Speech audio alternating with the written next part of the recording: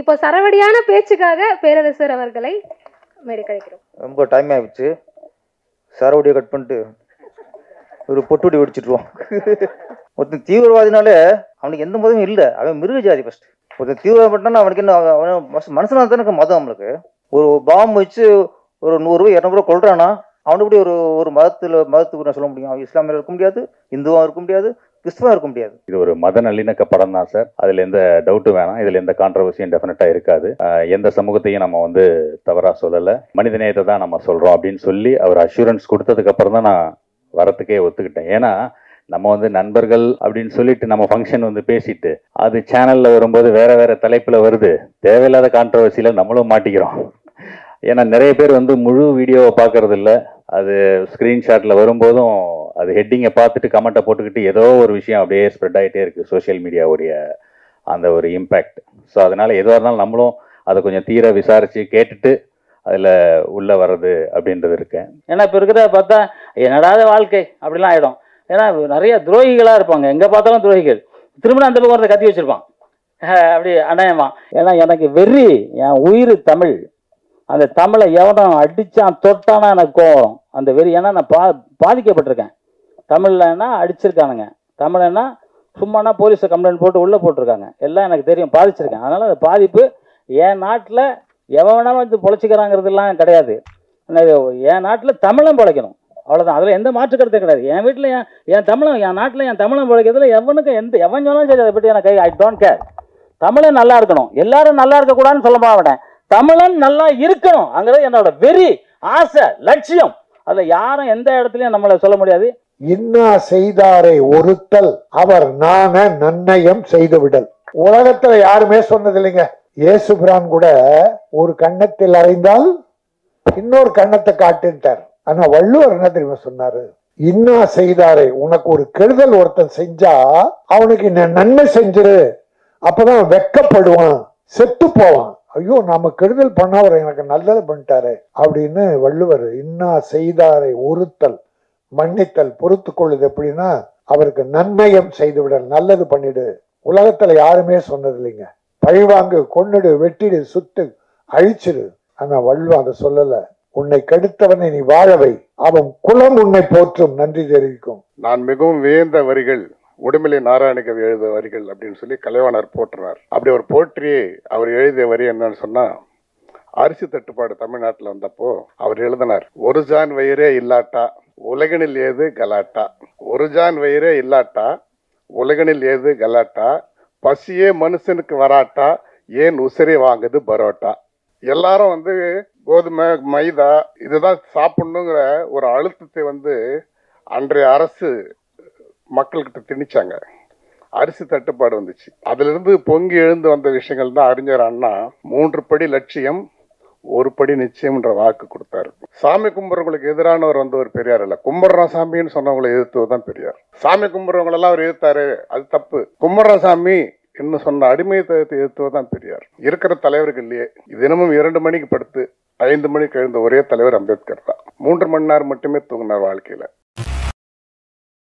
முதலாவதாக தமிழ்நாடு பத்திரிகையாளர் சங்க தலைவர் DSR சுபாஷ் அவர்களை சில வார்த்தைகள் பகிர்ந்து கொள்ள கூப்பிடுறோம். Sir please.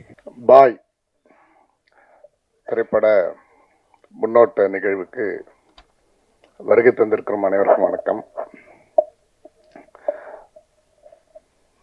பொதுவாக இந்த மாதிரி நிகழ்ச்சிகளில் ட்ரெய்லர் போடுவாங்க, 1க்கு 2 தடவை போடுவாங்க, சாங்ஸ் போடுவாங்க, நிறையா அதில் ஃபைட்லாம் இன்க்ளூட் பண்ணி ஒரே பரபரப்பாக இருக்கும்.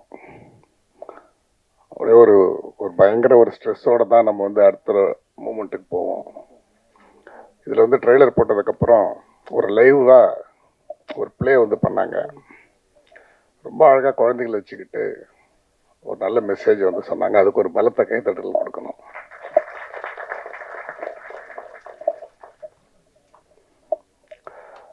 என்ன பேச கூப்பிட்டோன்னே ராஜன் சார் சொன்னார், என்ன உன் செட்டப்பாக ஒன்று முதல்ல கூப்பிட்றாங்கன்னாரு. இந்த மாதிரி நிகழ்ச்சிகளில் ரொம்ப ஈஸியான விஷயம் முதல்ல பேசுறது, ரொம்ப கஷ்டமான விஷயம் கடைசியில் பேசுறது. அதனால ராஜன் சாரை கடைசியாக பேச வைங்க.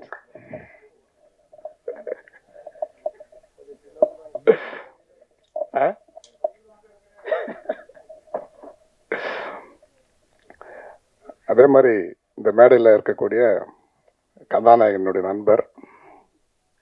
அவருடைய அப்பாலாம் எங்களுடைய ராமலிங்க சாருங்களுக்குலாம் ரொம்ப க்ளோஸ் ஃப்ரெண்டு. அதே மாதிரி உடுமலை நாராயணகவி கலைவாணர் அவர்களாலே வணங்கப்பட்ட போற்றப்பட்ட ஒரு மாபெரும் பாடலாசிரியர், எழுத்தாளர், கவிஞர், பன்முகம் திறமை கொண்டவர் உடுமலை நாராயணகவி. அவருடைய கொள்ளு பேத்திங்கிறது மிகப்பெரிய ஒரு பெரிய பெருமை.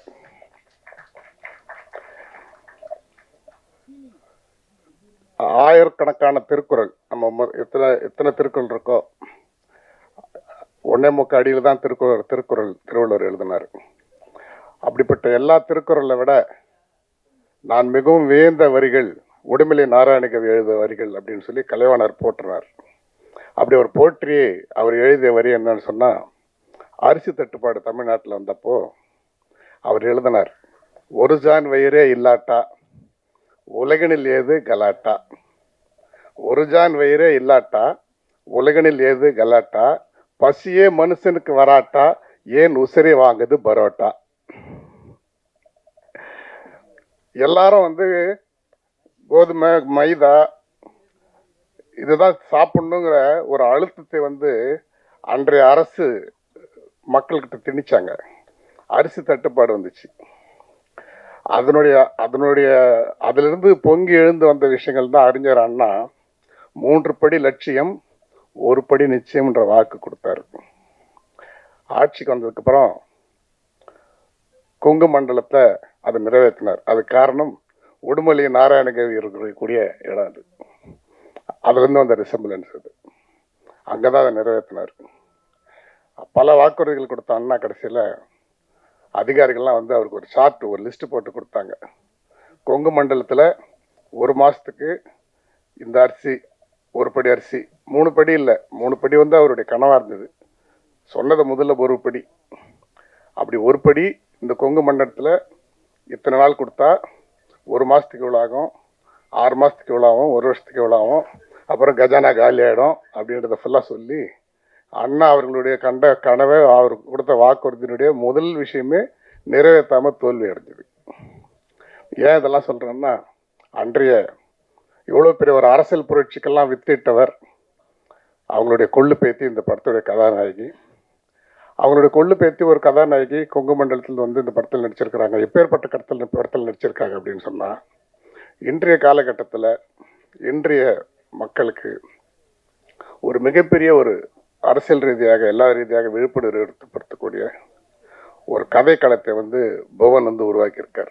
பாய் ஸ்லீப்பர்ஸில் அந்த ஒரு கான்செப்ட் சம்மந்தப்பட்ட ஒரு சமூகத்துக்கு ஒரு நல்ல விஷயத்தை சொல்லக்கூடிய ஒரு படத்தில் உடுமலை நாராயணகவியுடைய கொள்ளு பேத்தி நடிக்கிறதுக்கு ஒரு வாய்ப்பு கிடைச்சிருக்குன்னா இது ஒரு பெரிய விஷயம். ப்ரொடியூசர் அவங்க தயாரிச்சிருக்கிறாங்கன்னு சொல்லும்போது நான் ராஜன் சார் பக்கத்தில் உட்காந்துருந்தாலும் நடிக்கைன்னு நினச்சிட்டேன். பேத்தி, கொள்ளு பேத்தி, ஏன்னா அவருடைய பேத்தி தான். ஏன்னா காமராஜர் வழியில் வாழ்றவர் ராஜன் சார் ஒரு திரைப்பட தயாரிப்பாளர், இயக்குனர். அது மட்டும் இல்லை, அவர் ஒரு மிகப்பெரிய கல்வியாளர். நிறைய இந்த படத்தை பற்றி பேசுறதுக்கு எல்லாருமே இருக்காங்க. ரெண்டு விஷயத்தை மட்டும் இந்த இடத்துல நான் சொல்லணும்னு விருப்பப்படுறேன். அதில் அழகாக கேப்ஷன் போட்டிருக்காங்க, region is a political tool. Yes, இன்னைக்கு இந்த மேடையில் பற்றி சொல்லணும்னா 2 பேரை பற்றி தான் சொல்லி வந்தார். வழி இல்லை, என்னோட அதிகமாக பேரரசு சார் பேசுவார் இதை பற்றி. ஒன்று பெரியார், இன்னொன்று அம்பேத்கர். சாமி கும்பிட்றவங்களுக்கு எதிரானவர் ஒரு பெரியார் இல்லை, கும்பிட்றான் சாமின்னு சொன்னவங்களை எதிர்த்தவர் தான் பெரியார். சாமி கும்பிட்றவங்களெல்லாம் அவர் எதிர்த்தாரு, அது தப்பு. கும்பிட்ற சாமி இன்னும் சொன்ன அடிமையை எதிர்த்தவர் தான் பெரியார். 1956 செப்டம்பர் சரியா மாதம் ஞாபகம் இல்லை, அம்பேத்கருக்கு ஒரு மிகப்பெரிய கார் ஆக்சிடென்ட் நடந்துச்சு. பயங்கரமான ஆக்சிடென்ட். அந்த ஆக்சிடென்ட்ல மிகப்பெரிய ஆச்சரியம் என்னன்னு சொன்னா, அந்த கார் சுக்குநூறா நொறுங்குச்சு. ஆனால் அதில் இருந்து அம்பேத்கருக்கு ஒரு சிறு காயம் கூட ஏற்படல. அம்பேத்கர் சேஃப். அந்த விபத்துக்கு பிறகு அம்பேத்கரோட ஆட்டிடியூட் எல்லாமே மாறிடுச்சு. பொதுவாக பார்த்தீங்கன்னா அம்பேத்கர் யாருக்கிட்ட ரொம்ப விரும்பி பேசுவார், யாரை ரொம்ப என்கரேஜ் பண்ணுவார், யார் பார்த்தா ரொம்ப சந்தோஷப்படுவார்னா, அவர் படிக்காத ஒரு புது புத்தகத்தை யாராவது கொண்டு வந்து அவர்கிட்ட கொடுத்தாங்கன்னா அவர் ரொம்ப சந்தோஷமாயிடுவார். அவங்ககிட்ட ரொம்ப நேரம் பேசுவார். இந்த புத்தகம் என்ன புத்தகம் இது, இந்த புத்தகம் உனக்கு எப்படி தெரியும், இது உனக்கு எப்படி கிடைச்சது, யார் இந்த மாதிரி. அப்படிப்பட்ட அம்பேத்கர் எத்தனை பேருக்கு தெரியும்னு தெரியாது. இருக்கிற தலைவர்கள்லையே தினமும் 2 மணிக்கு படுத்து 5 மணிக்கு எழுந்த ஒரே தலைவர் அம்பேத்கர் தான். 3 மணி நேரம் மட்டுமே தூங்கினார் வாழ்க்கையில். 21 மணி நேரமும் படிச்சுக்கிட்டு எழுதிக்கிட்டு பேசிக்கிட்டு சிந்திச்சுக்கிட்டு இருந்தவர் அம்பேத்கர். அப்படிப்பட்ட அம்பேத்கர் இந்த விபத்துக்கு பிறகு யாரோடுமே பேசல, சாப்பிடல, அந்த 2-3 மணி நேரம் கூட சரியா தூங்கல. அவரோட இருந்தவங்கலாம் பயந்துட்டாங்க. இவருக்கு ஏதாவது தலையில ஏதாவது அடிபட்டிருக்கா, மருத்துவர்கள் அழைச்சிட்டு வந்து பார்த்தாங்க. இவருக்கு வேற ஏதாவது பிரச்சனை இருக்கா, உள்காயம் ஏதாவது இருக்கான்னு. அதுக்கப்புறம் சரி இவரை நம்ம நார்மல் கொண்டு வரணும் அப்படின்னா என்ன பண்ணலாம் அப்படின்னா, அரிய புத்தகங்களை கொண்டு வந்து கொடுத்து அவர்கிட்ட பேச வைக்கலாம், அவர் ரொம்ப சந்தோஷப்படுவாரு அப்படிங்கிறத அவர் கூட இருந்தவங்க தெரிஞ்சுக்கிட்டு இவர்களாவே சில நண்பர்களை எல்லாரையும் கூப்பிட்டு இந்த மாதிரி டிஃப்ரெண்டான புக்ஸ் எல்லாம் கொண்டு வந்து அம்பேத்கர் பாருங்க அப்படியா ரொம்ப இது மாதிரி இருக்காருன்னாங்க. உடனே ரொம்ப அரிய புத்தகங்கள் எல்லாத்தையும் கொண்டு வந்து அம்பேத்கர் கொண்டு வந்து ஒருத்தராக சந்திச்சா வாங்கி இப்படி வச்சுட்டாரு. இப்படி பார்க்க கூட இல்லை. அவங்க கூட இருந்தவங்கெல்லாம் பயந்துட்டாங்க, இவருக்கு என்னாச்சு தெரியலையே. அப்புறம் அவர்கிட்ட மிகவும் நெருங்கிய நண்பராக இருக்கக்கூடியவர் அவர்கிட்ட கேட்டார், என்னாச்சு உங்களுக்கு, ஏன் இப்படி இருக்கிறீங்க, பயந்துட்டீங்களா, இறந்துட்டு இருப்போமோன்னு நினச்சிங்களா, பயப்படாதீங்க, ஏன் இப்படி இருக்கிறீங்கன்னு. அப்போ அம்பேத்கர் சொன்னார், இந்த விபத்தில் நான் உயிர் போயிடுன்னு வச்சு நான் கவலைப்படலை. இந்த விபத்தில் மட்டும் நான் இறந்திருந்தேன்னா நான் இந்துவாகவே இறந்திருப்பேன், நான் இந்துவாகவே இருந்துட்டு இருப்பேன். அதுதான் எனக்கு சிந்தனை ஆயிடுச்சு. நான் பிறக்கும்போது இந்துவாக பிறந்தேன், ஆனால் இறக்கும்போது நான் இந்துவாக பிறக்கக்கூடாது என்று நான் நினைத்து கொண்டிருந்தேன். ஆனால் இந்த விபத்தில் நான் இறந்து போயிருந்தால் நான் இந்துவாகவே இறந்து போயிருப்பேனே, அதை நினைச்சு தான் நான் வேதனைப்படுறேன் என்று சொன்னார். அப்படி என்றால் தான் விரும்பிய ஒரு மதத்தில் கூட அப்பத்திலிருந்தே இது போன்ற எல்லா மதத்திலும் இது போன்ற அரசியல் இது போன்ற பிரச்சனைகள் இருக்கின்றது. இது ஒரு விஷயம். அதற்கு பிறகு நாம் அப்படி இந்த வாழ்க்கையை இப்படி முடிச்சிடக்கூடாதுன்னு நினைச்ச அம்பேத்கர் 5 லட்சம் பேரை திரட்டி பௌத்த மதத்தில் இணைத்தார். ஓவர் நைட்ல இந்த உலகத்திலேயே 5 லட்சம் பேரை திரட்டி ஒரு மதத்தில் இணைத்த மிகப்பெரிய பெருமை அம்பேத்கருக்கு மட்டும்தான் கிடைச்சது. அதன் பிறகு இந்த விபத்து நடந்து ஒரு 40 நாள் தான் இருக்கும். டிசம்பர் 6ஆம் தேதி 1956ஆம் தேதி தூக்கத்திலேயே அவர் உயிர் பிரிந்தது. அளவுக்கு அதிகமான மெடிடேஷன். டாக்டர்ஸ் ரிப்போர்ட் என்ன சொல்லிச்சுன்னா, ஓவர் திங்கிங். எப்படி பிரெயின் இதுவாகி லெனின் இறந்தாரோ அந்த மாதிரி லெனினுக்கு இதே பிரச்சனை. டாக்டர் சொன்னாங்க, நீங்கள் இன்னும் 20 ஆண்டுகள் இன்னும் உயிரோடு நீங்கள் வாழலாம், எங்களோட அட்வைஸை கேட்டிங்கன்னாரு. என்னன்னு கேட்டார் லெனின், நீங்கள் ரொம்ப சிந்திக்கக்கூடாது, எழுதக்கூடாது, படிக்கக்கூடாது, நல்லா தூங்கணும், நல்லா. அப்போ லெனின் சொன்னார், என் மக்களை பற்றி சிந்திக்காமல், என் மக்களின் பிரச்சனைகளை பற்றி பேசாமல், என் மக்களை எழுப்புவதற்கு நான் என்னுடைய எழுத்துக்கள் நான் எழுதாமல் நான் 2 நாள் கூட உயிர் வாழறதுக்கு எனக்கு விருப்பம் இல்லை அப்படின்னு சொன்னார். இதே தான் அம்பேத்கர். இன்னைக்கு நம்ம எவ்வளோ ஜாதியா எல்லாத்தையும் வச்சு பேசுகிறோம். இது அம்பேத்கர் பேர் அம்பேத்கர் கிடையாது, அவருடைய பேர் பீம்ராவ் ராம்ஜி. பீம்ராவ் ராம்ஜி அப்படிங்கிறவருடைய ஆசிரியர், அவருடைய பேர் அம்பேத்கர். அவர் ஒரு பிராமணர். சிறு வயதிலே தன்னை ஒதுக்கப்பட்டதுக்காக கண்கலங்கி மாணவனாக நிற்கும் பொழுது அந்த ஆசிரியர் அவரை அழைத்து என்னன்னு கேட்டார். ஜட்கா வண்டியில் அவரை ஏற்றலை, மற்ற குழந்தைங்களை கூப்பிட்டு போனாங்க. இவர் ஓடி வந்தார். அந்த ஆசிரியர் சின்ன மனசு பாதிக்கப்படக்கூடாதுன்னு அந்த ஜட்கா வண்டிக்காரனை கூப்பிட்டு 10 பேரை கூப்பிட்டு போகிறதுக்கான ஜட்கா வண்டிக்கான முழு காசையும் அவர் கொடுத்து தனி இந்த சிறுவனை ஏற்றி ஊர்வலம் வர வச்சார். இன்னைக்கு நம்ம அவர் ஒரு பெரிய பிராமணர்களுக்கு எதிர்ப்பாக நம்ம ஒருத்தரை சொல்கிறோம். ஆனால் இந்த அம்பேத்கர் அப்படிங்கிற பெயரே அவருடைய ஆசிரியர் பெயர், அவர் ஒரு பிராமணர். அதே போல சீவன் சேகன் பால் முதலாக இந்தியாவிற்கு வந்த கிறிஸ்துவர். தரங்கம்பாடிக்கு வந்தார். பிரிண்டிங் மிஷின் அவர் தான் கொண்டு வந்தாங்க. வரும்போதே அந்த புயல் மழையில் அதை கொண்டு வந்த டெக்னீஷியன்லாம் இறந்துட்டாங்க. மிஷின் மட்டும் வந்து சேர்ந்துச்சு.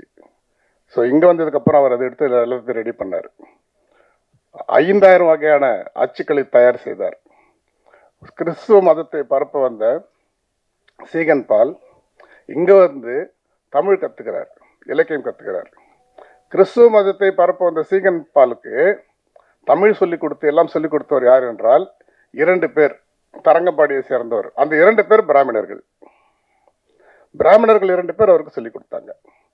அப்போ கடவுளை பற்றி மதத்தை பற்றி சொல்ல வந்தவர் இங்கு கடவுளை பற்றி சொல்வதோடு மிகவும் முக்கியமான விஷயம் கல்வியை சொல்லித்தர வேண்டும்னு சொல்லி முதலாக ஸ்கூல் ஆரம்பித்தார் சீகன் பால். தரங்கம்பாடியில் கல்வி கொடுத்தார். முதல்ல கோ எஜுகேஷனை கொடுத்தார். விவேகானந்தர் இந்து மதத்தை உலகம் முழுக்க பரப்பிய விவேகானந்தர், இந்து மதத்தின் அடையாளமாக பார்க்குற விவேகானந்தர், அவரை வெளிநாட்டுக்கு அனுப்பியவர் யார்? இஸ்லாமியர். ஏன் சொல்றேன்னு சொன்னா இவர்கள் எல்லாம் ஒன்றாக இணைந்து பிணைக்கப்பட்ட விஷயங்கள் தான் எல்லாம். யாரும் இல்லாமல் யாரும் இல்லை. ஒரு குழந்தை இன்னைக்கு வந்து பெர்ஃபார்ம் பண்ணிச்சு, பார்த்தோன்னே எனக்கு குயிலி ஞாபகம் வந்துச்சு. இன்னைக்கு சுதந்திர போராட்டத்தில் வீரநாச்சியார்லேருந்து ஜான்சிரான்லேருந்து நம்ம எவ்வளோ பேர் எடுத்துக்கிறோம், எத்தனையோ ஹியூமன் பாம் சொல்கிறோம். இந்த உலகில் முதல் ஹியூமன் பாம் யாரு? தாழ்த்தப்பட்ட வகுப்பை சேர்ந்த குயிலி. வீரநாச்சியார் படையில் இருக்க குயிலி தன் உடம்புகள் பூரா எல்லாத்தையும் கட்டிக்கிட்டு போயிட்டு அவங்கள முதல்ல தகர்த்த ஒரு ஃபர்ஸ்ட் மனித வெடிகுண்டு யாரு? இன்னைக்கு மனித வெடிகுண்டுகள் எதற்காக பயன்படுகிறது? குயிலி எதற்காக பயன்பட்டாங்க? ஒரு மிகப்பெரிய யாராலையும் எதிர்க்க முடியாத ஒரு மிகப்பெரிய ஆங்கிலேயர்களோட படையை அதை தகர்த்தவர்கள் வந்து குயிலி. ஹியூமன் பாம்புங்கிறவங்க அப்படித்தான். ஆனால் இன்னைக்கு ஹியூமன் பாம்பா இருக்கிறதெல்லாம் அப்படியா இருக்கு? நம்ம இந்த காட்சியில் பார்த்த மாதிரி சம்பந்தமில்லாத ஒரு 7 பேர் பாதிக்கப்பட்டிருக்கிறார்கள். எப்படிலாம் இந்த இடத்துல இருக்கு. இதெல்லாம் வலியுறுத்தி பவன்குமார் வந்து ஒரு கான்செப்ட் பண்ணியிருக்காரு. இது வந்து உண்மையிலே வந்து இங்கே இல்லை, இந்த இடத்த பொறுத்த வரைக்கும் இப்போ கூட இஸ்ரேல் பாலஸ்தீன வாரெல்லாம் இருக்கு. ஆனால் இந்த இந்தியாவுக்குள்ள எந்த விதமான அந்த ஒருத்தரை கொல்றதோ செய்யறதோ அதெல்லாம் ஷேர் பண்ண வேண்டிய அவசியம் கூட இல்லை. ஏன்னா இங்கே எல்லாரும் ஒன்றாகத்தான் இருக்கிறார்கள். இஸ்லாமியர், கிறிஸ்தவர்கள், இந்துக்கள் எல்லாரும் சகோதரர்கள் எல்லாருமே ஒன்றா தான் வாழ்ந்துக்கிட்டு இருக்காங்க, சந்தோஷமாக தான் இருக்கிறாங்க. அவர்களை வைத்து சிலர் அரசியல் ஆதாயத்துக்காகத்தான் எல்லாம் செய்கிறாங்க. இப்போ கூட ஜனவரியில் ராமர் கோயில் திறக்க போகிறாங்க. அதில் என்னென்ன கலவரத்தை யார் என்னென்ன இது சதி பண்ணி இந்த பண்ண போகிறாங்கன்னு தெரியல. உண்மையிலே ஒரு இஸ்லாம் தீவிரவாதி அப்படின்னு சொல்கிறாங்கன்னா அவர் உண்மையிலே இஸ்லாமியராக இருக்க முடியாது. ஏனென்றால் அவர் குரான் படித்தவராக இருந்தால் அவர் அந்த கலவரத்தில் ஈடுபட மாட்டார். ஒரு கீதை படித்தவராக இருந்தால், அவர் உண்மையான இந்துவாக இருந்தால் அவர் அந்த போல கலவரத்தில் ஈடுபட மாட்டாங்க. அதே போல் கிறிஸ்துவன். இப்படிப்பட்ட ஒரு விஷயத்தை வந்து மையப்படுத்தி பவன்குமார் அவர்கள் வந்து ஒரு படத்தை ரொம்ப அழகாக செஞ்சுருக்காரு. என்னுடைய பிஆர்ஓ சரவணனுக்கெல்லாம் இந்த இடத்துல நன்றி சொன்னேன். இவ்வளோ பேரை கேதர் பண்ணியிருக்காரு. இசையமைப்பாளர் அவர் தான் ஒரிஜினல் மியூசிக் ஸ்கோர்னு போட்டிருக்கேன். அவர் பாருங்கள் எங்கேயோ போய் அவர் அமைதியாக உட்காந்துருக்காரு. கூப்பிட்டதுக்கு அப்புறம் தான் வராரு. இந்த நிகழ்ச்சியினுடைய முக்கியமான கதாநாயகம் அவங்கெல்லாம். இன்னைக்கு ஊடகங்கள் இருக்கவங்களுக்கு, நம்மளுடைய பத்திரிகை சொந்தங்களுக்கு நான் ஒரு வேண்டுகோள் வைக்கிறேன்.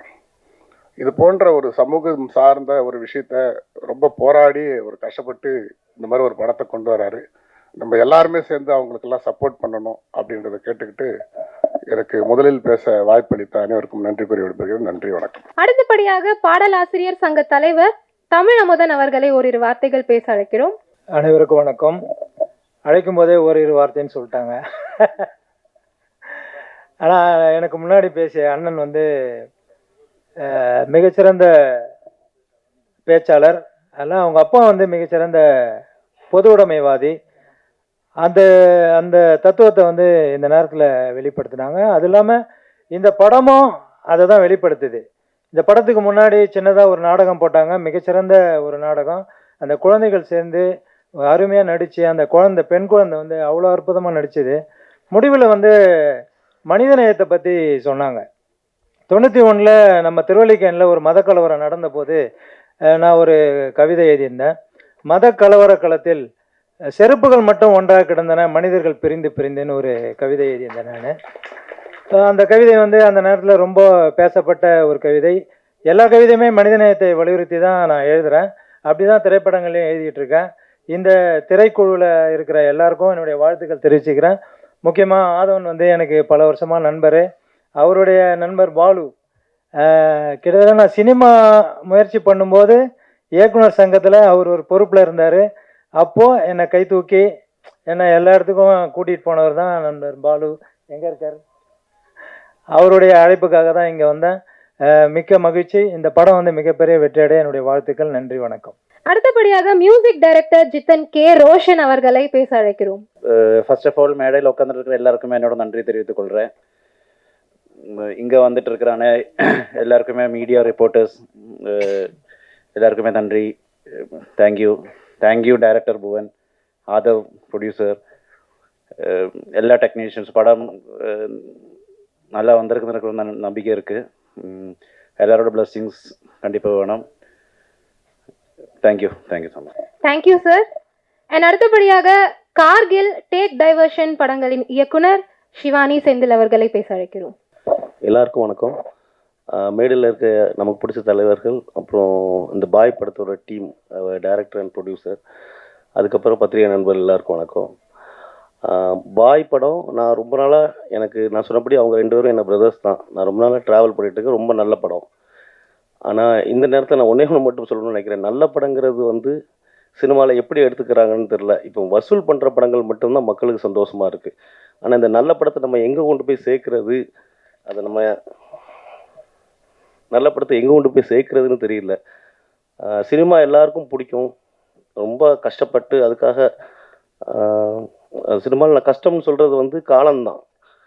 ஒருத்தன் படம் எடுக்கணும், டைரக்டர் ஆகணும், ஆர் ப்ரொடியூசர் ஆகணும், ஆக்டர் ஆகணும்னு நினச்சாங்கன்னா காலங்கள் தாண்டி வரணும். அது குடும்பத்தில் எல்லாத்துக்கும் ஒரு கஷ்டம் இருக்குது. கஷ்டத்தை கூட ஈஸியாக தாங்கிடலாம். அதுக்கப்புறம் நமக்கு தேவையே படாத அவமானம்னு வந்து சேரும். அது தாங்கிறது ரொம்ப கஷ்டம். அதையும் தாண்டி ஒரு படத்தை ரிலீஸ், இந்த மாதிரி ஒரு ட்ரெய்லர் லான்ச், இது ஒரு பெரிய சந்தோஷம் தான் நினைப்போம். ஆனால் இதுக்கு அப்புறம் கிடைக்கக்கூடியது என்னன்னு யாருக்குமே தெரியாது. ஒரு படத்தை ஜெயிக்கிறதுங்கிறது என்ன நல்ல படம் தான். அதுக்கப்புறம் அது எங்கே போய் சேருது, எப்படி சேருது, அந்த பணம் திரும்பி வருதான்னு கேட்டால் யாருக்குமே தெரியாது. 100ல் 1 படம் தான் ஜெயிக்குது. ஆனால் அந்த படமும் நல்ல படமான்னு கேட்டால் வசூல் கிடச்சிரும், ஆனால் ஜெயிக்கிறது கிடையாது. ஸோ இது இந்த மாதிரி ஒரு சினிமாவோட கஷ்டத்தை தீர்க்க முடியுமான்னு தெரில. ஆனால் அதை பற்றி பேசிட்டா இருப்போம். எப்பமா ஒரு நாள் தீரும். அது வரைக்கும் நம்ம கஷ்டப்பட்டு படம் எடுக்கவங்க எடுத்துகிட்டே தான் இருப்பாங்க. இந்த படமும் ஜெயிக்கிறங்க நம்பிக்கையில் இருக்கிறோம். கண்டிப்பாக ஜெயிக்க எல்லாரும் ட்ரை பண்ணுவோம். தேங்க்ஸ்.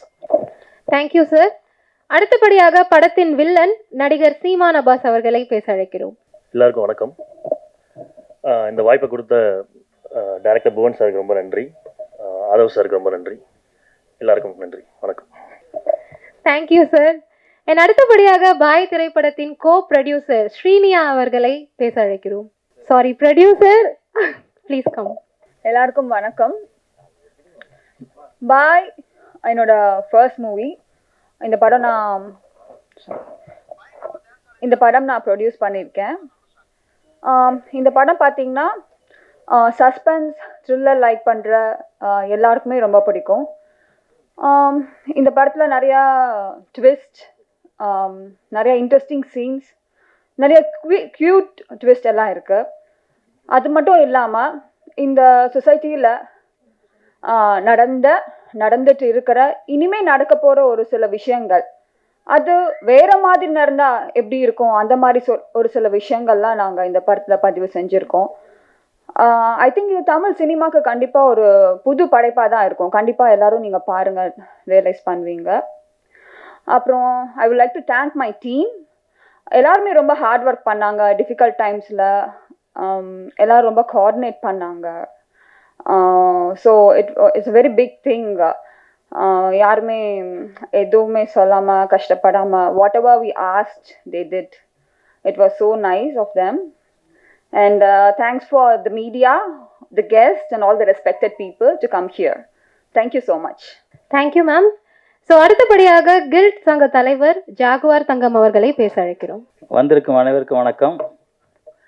மேடையில் இருக்கும் அனைத்து பெரியவர்களுக்கும், பத்திரிகை நண்பர்களுக்கும், என் உயிருக்கு நிகரான தமிழ் மக்களுக்கும் நன்றி கலந்த வணக்கத்தை தெரிவிச்சுக்கிறேன். பாய் அதான் அப்படின்னு சொல்லலாம், அப்படின்னு சொல்லிக்கலாம். ப்ரொடியூசர் எங்கள் கில்டு மெம்பரு, அடிக்கடி வருவாங்க.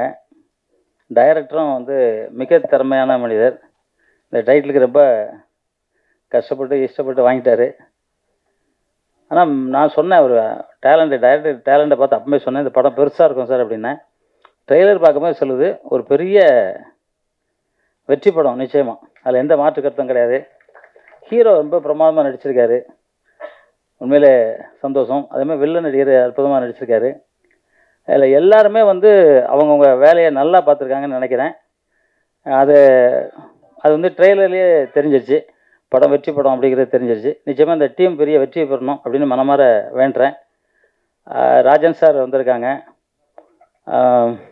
ரொம்ப அற்புதமாக ஒன்றும் மனிதர், எல்லாருக்கும் உதவி பண்ணுறது அவர் குறிக்கோள்.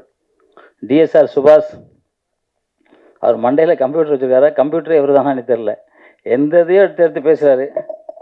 சரி வேண்டாம், அந்த மேட்ரு வேண்டாம். அப்போ மாதிரி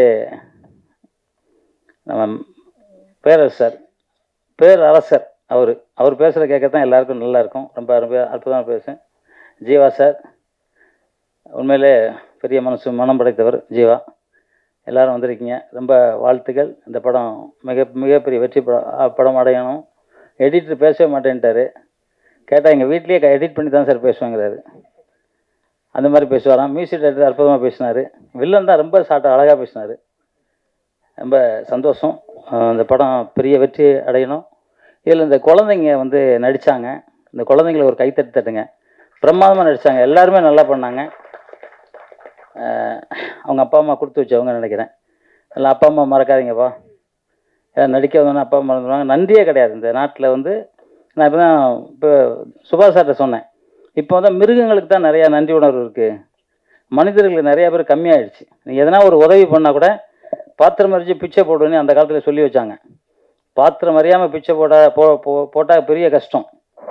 ஏன்னா யார் நல்லவன் யார் கெட்டவனு தெரியாது, துரோகி நிறையா பேர் இருப்பான். இப்போ எவனாவது வளர்ந்துக்கிட்டு தான் அவனுக்கு காலை பிடிச்சி நண்டு கதை தெரியும்ல, ஒரு நண்டு மேலே ஆச்சுன்னா அடுத்த ரெண்டு இழுத்து கீழே விட்டுரும், போங்கடா ஒரு படம் எல்லாம் சேர்ந்து சாவும். அந்த மாதிரி நன்றி இல்லாத மனிதர்கள். இப்போ யூடியூப்லலாம் பார்த்தோன்னா ஒரு மீனை ஒருத்தர் பிடிச்சி வைக்கிறாரு, அந்த மீனை காப்பாற்றணுன்னே அந்த மீனை தள்ளி தண்ணிக்குள்ளே விடுது நாய். என்ன ஒரு பூனைக்குட்டி வந்து பாடுது, பூனைக்குட்டி. அந்த மாதிரி இன்றைக்கி வந்து எல்லா மிருகங்களும் வந்து நன்றி உள்ளதாக ஆயிடுச்சு, மனிதர்கள் வந்து நன்றி கம்மியாயிடுச்சு. எனக்கு தெரிஞ்சு இந்த படைப்பு ரொம்ப சிறப்பாக படைச்சிருந்தாங்க. வெடிகுண்டு மேட்டரை சொன்னாங்க, அதில் வந்து சொன்னாங்க யாரோ ஒருத்தர் வெடிக்கிறதுக்கு இந்த மாதிரி மன்னிப்பு கேட்டுச்சு, அந்த தம்பி மன்னிப்பு கேட்டாப்புல. அது மனிதர்களாக இருந்தால் வெடிகுண்டு வைக்க மாட்டாங்க, ஏன்னா அவனுக்கும் ஒரு குடும்பம் இருக்கும், அந்த குடும்பத்தை அவன் பார்க்கறதில்ல, பார்க்கறது இல்லையா தெரில. ஆனால் அரசாங்கம் என்ன பண்ணணும், வெடிகுண்டு எவன் வைக்கிறானோ அவன் குடும்பத்தை முதல்ல போடணும். அப்போ தான் அவன் வந்து வெடிகுண்டு வைக்க மாட்டான். கொஞ்சம் பாசம் இருக்கும் அவனுக்கு, அவன் புள்ள இருக்குது, அவங்க அம்மா இருக்காங்க, பொண்டாட்டி இருப்பாங்க, பாசம் இருக்கும். ஆனால் அந்த இதெல்லாம் மூளை சாவலவை அப்படின்னு பண்ணி வெடிகுண்டு வைக்க சொல்லுவாங்க. ஆனால் வெடிகுண்டு வைக்கிறதுனால எவ்வளோ நஷ்டம், எவ்வளோ பெரிய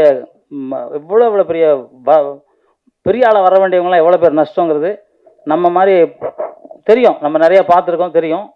என் படம் கூட இந்தியான்னு ஒரு படம் இப்போ ஷூட் முடிச்சுட்டேன், எனக்கு அது சம்மந்தமான படம் தான். இப்படி இதுவும் ரொம்ப அற்புதமாக பண்ணியிருந்தாங்க. அதில் வந்து ஹீரோ பேசுகிற டைலாக்லாம் அற்புதமாக இருந்துச்சு. டைரக்டர் தான் பாராட்டு சொல்லணும், தைரியமாக எடுத்துருக்கீங்க. உண்மையில் எதிர்ப்பு இருக்கா எதிர்ப்பு இல்லையா தெரியல எனக்கு, ஆனால் தைரியமாக இருக்குங்க. உண்மையில் உங்களுக்கு டைரக்டர் ஒரு கைத்தட்டல் கேட்டுங்க சார். உண்மையிலே ஒரு நிமிஷம் இருந்துங்க.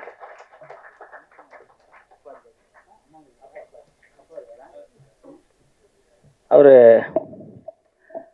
உண்மையிலே டைரக்டரோட அப்பா வந்திருக்காங்களாம். சார் பாராட்டுதல் சார் எங்கே இருந்தாலும் உங்களுக்கு, ஏன்னா உண்மையிலே ஒரு திறமையான ஒரு டைரக்டரு அவரை கொடுத்துருக்கீங்க தமிழ் சினிமாவுக்கு.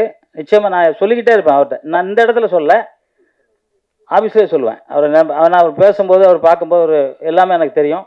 அதனால் இந்த படம் பார்க்கும்போது நான் நினச்சேன் நிச்சயமாக பெரிய வெற்றி படங்கிறதுல எந்த மாற்று கருத்தும் கிடையாது. ஹீரோ அடிக்கடி வருவார், அவர் ஹீரோ வந்து அதை வந்து என்ன சொல்கிறது, அவ்வளோ அற்புதமாக ஒரு நடிகர், உடம்பு அப்புறமா பாதுகாப்பாக வச்சுருக்காரு சார். இப்படியே வச்சுக்கணும், இதே மாதிரி வச்சுக்கணும். ஏன்னா புரட்சித் தலைவர் எம்ஜிஆர் அவர்கள பாடி எப்படி வச்சுருந்தாரோ அது அவர் இறக்குற வரைக்கும் உடம்பு அப்படி தான் வச்சுருந்தார். உடம்பு நல்லா வச்சுருக்காரு சார். அவர் இலைக்குன்னா என்ன மாதிரியா, என்ன விட சிலிமாவா சார்? என்னையே இழைச்சிட்டாங்கிறாங்க. வயசு 72 தான் சார், அதுக்கு என்ன பண்ணுறது? நான் ஒழுக்கமாக இருக்கேன், சினிமாவில் இருக்கேன். இன்றைக்கு வரைக்கும் டீ சாப்பிடல, வெத்தலை போட மாட்டேன், தண்ணி அடிக்க மாட்டேன். என்ன சார் நான் இருப்பேன் 200 வயசு வரைக்கும். எல்லாம் சொன்னாங்க அதெல்லாம் முடியாதுன்னு. இப்போ ஒரு பாட்டி பார்த்தேன் 400 வயசில் இருக்குது சைனாவில். உண்மைதான். ஏன் நம்ம சராசரி 120, எல்லாருக்கும் மனுஷன் உயிர் வந்து 120 கடவுள் படைச்சது. ஆமாம் 500 வருஷம் எப்படிங்க இருக்கு? ஒருத்தன் என்ன கூட போட்டான், இவர் 500 வருஷம், நான் என்ன 200 வருஷம் வாழ்றாருன்னு. டேய் உன் பரம்பரையே போயிருக்கடா, நான் இருப்பேன் இப்போ. ஏன்னா மூச்சு காற்றை எங்கே நிறுத்தணும், மூச்சு காற்றை எவன் ஜாஸ்தி விடணும் அவன் போயிடுவான், அவ்வளோதான். அதை எங்கே உள்ளே நிறுத்தணுங்கிறத தெரிஞ்சுக்கிட்டவன் பழச்சிக்குவான், அவ்வளோதான். இதுதான் சித்தர் வழிபாடு. சித்தர்கள் நிறைய பேர் இறந்துட்டாங்கன்னா உள்ள சமாதி. இப்போ கூட பழனி பக்கத்தில் ஒருத்தரை ஒரு 100 வருஷத்துக்கு அப்புறம் எடுத்தாங்க, உயிரோடு இருந்தார். நிறையா யூடியூப்லலாம் பார்த்துருப்பீங்க. அதனால் அதெல்லாம் வந்து இருக்கலாம், நம்ம இருக்கணும்னு நினச்சா இருக்கலாம், வேண்டாம்னா போயிடலாம். ஏன்னா இப்போ இருக்கிறத பார்த்தா என்னடாத வாழ்க்கை அப்படிலாம் ஆகிடும். ஏன்னா நிறைய துரோகிகளாக இருப்பாங்க, எங்கே பார்த்தாலும் துரோகிகள். திரும்ப அந்த பக்கம் ஒருத்தர் கத்தி வச்சுருப்பான், அப்படி அநியாயமா. எனக்கு வந்து திருச்சியில் 1974 73 நினைக்கிறேன், கூட இருந்தவனே அருவாளில் வெட்டிட்டான் பின்னாடி காலையில் நடக்க முடியாது, தூக்க முடியாது நாங்கள். ஆனால் நான் நடந்தேன், தூக்கினேன். அப்படி காலை இப்படி தையல் போட்டாங்க, நிமித்த முடியாது. மணல் காவேரி ஆற்றுல போய் மணல் மூட்டை எடுத்துகிட்டு வந்து கட்டி குப்புறப்படுத்திட்டு நீட்டினா ரத்தம் பிச்சுட்டு கிடைக்கும்.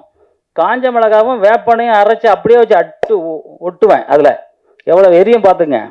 ஆனால் வெறி ஜெயிச்சே தரணுங்கிற வெறி, என்னை எவன் அடித்தானோ அவனை திருப்பி அடிக்கணும் வெறி. எந்திரிச்சேன், அடித்தேன், அவ்வளோதான். அதுக்கப்புறம் சென்னைக்கு வந்துட்டேன். நம்மளை பாதுகாக்கணும் இல்லையா, நம்மளை தாக்கணும், நம்ம விட முடியாதுல்ல, எப்படி விட முடியும்?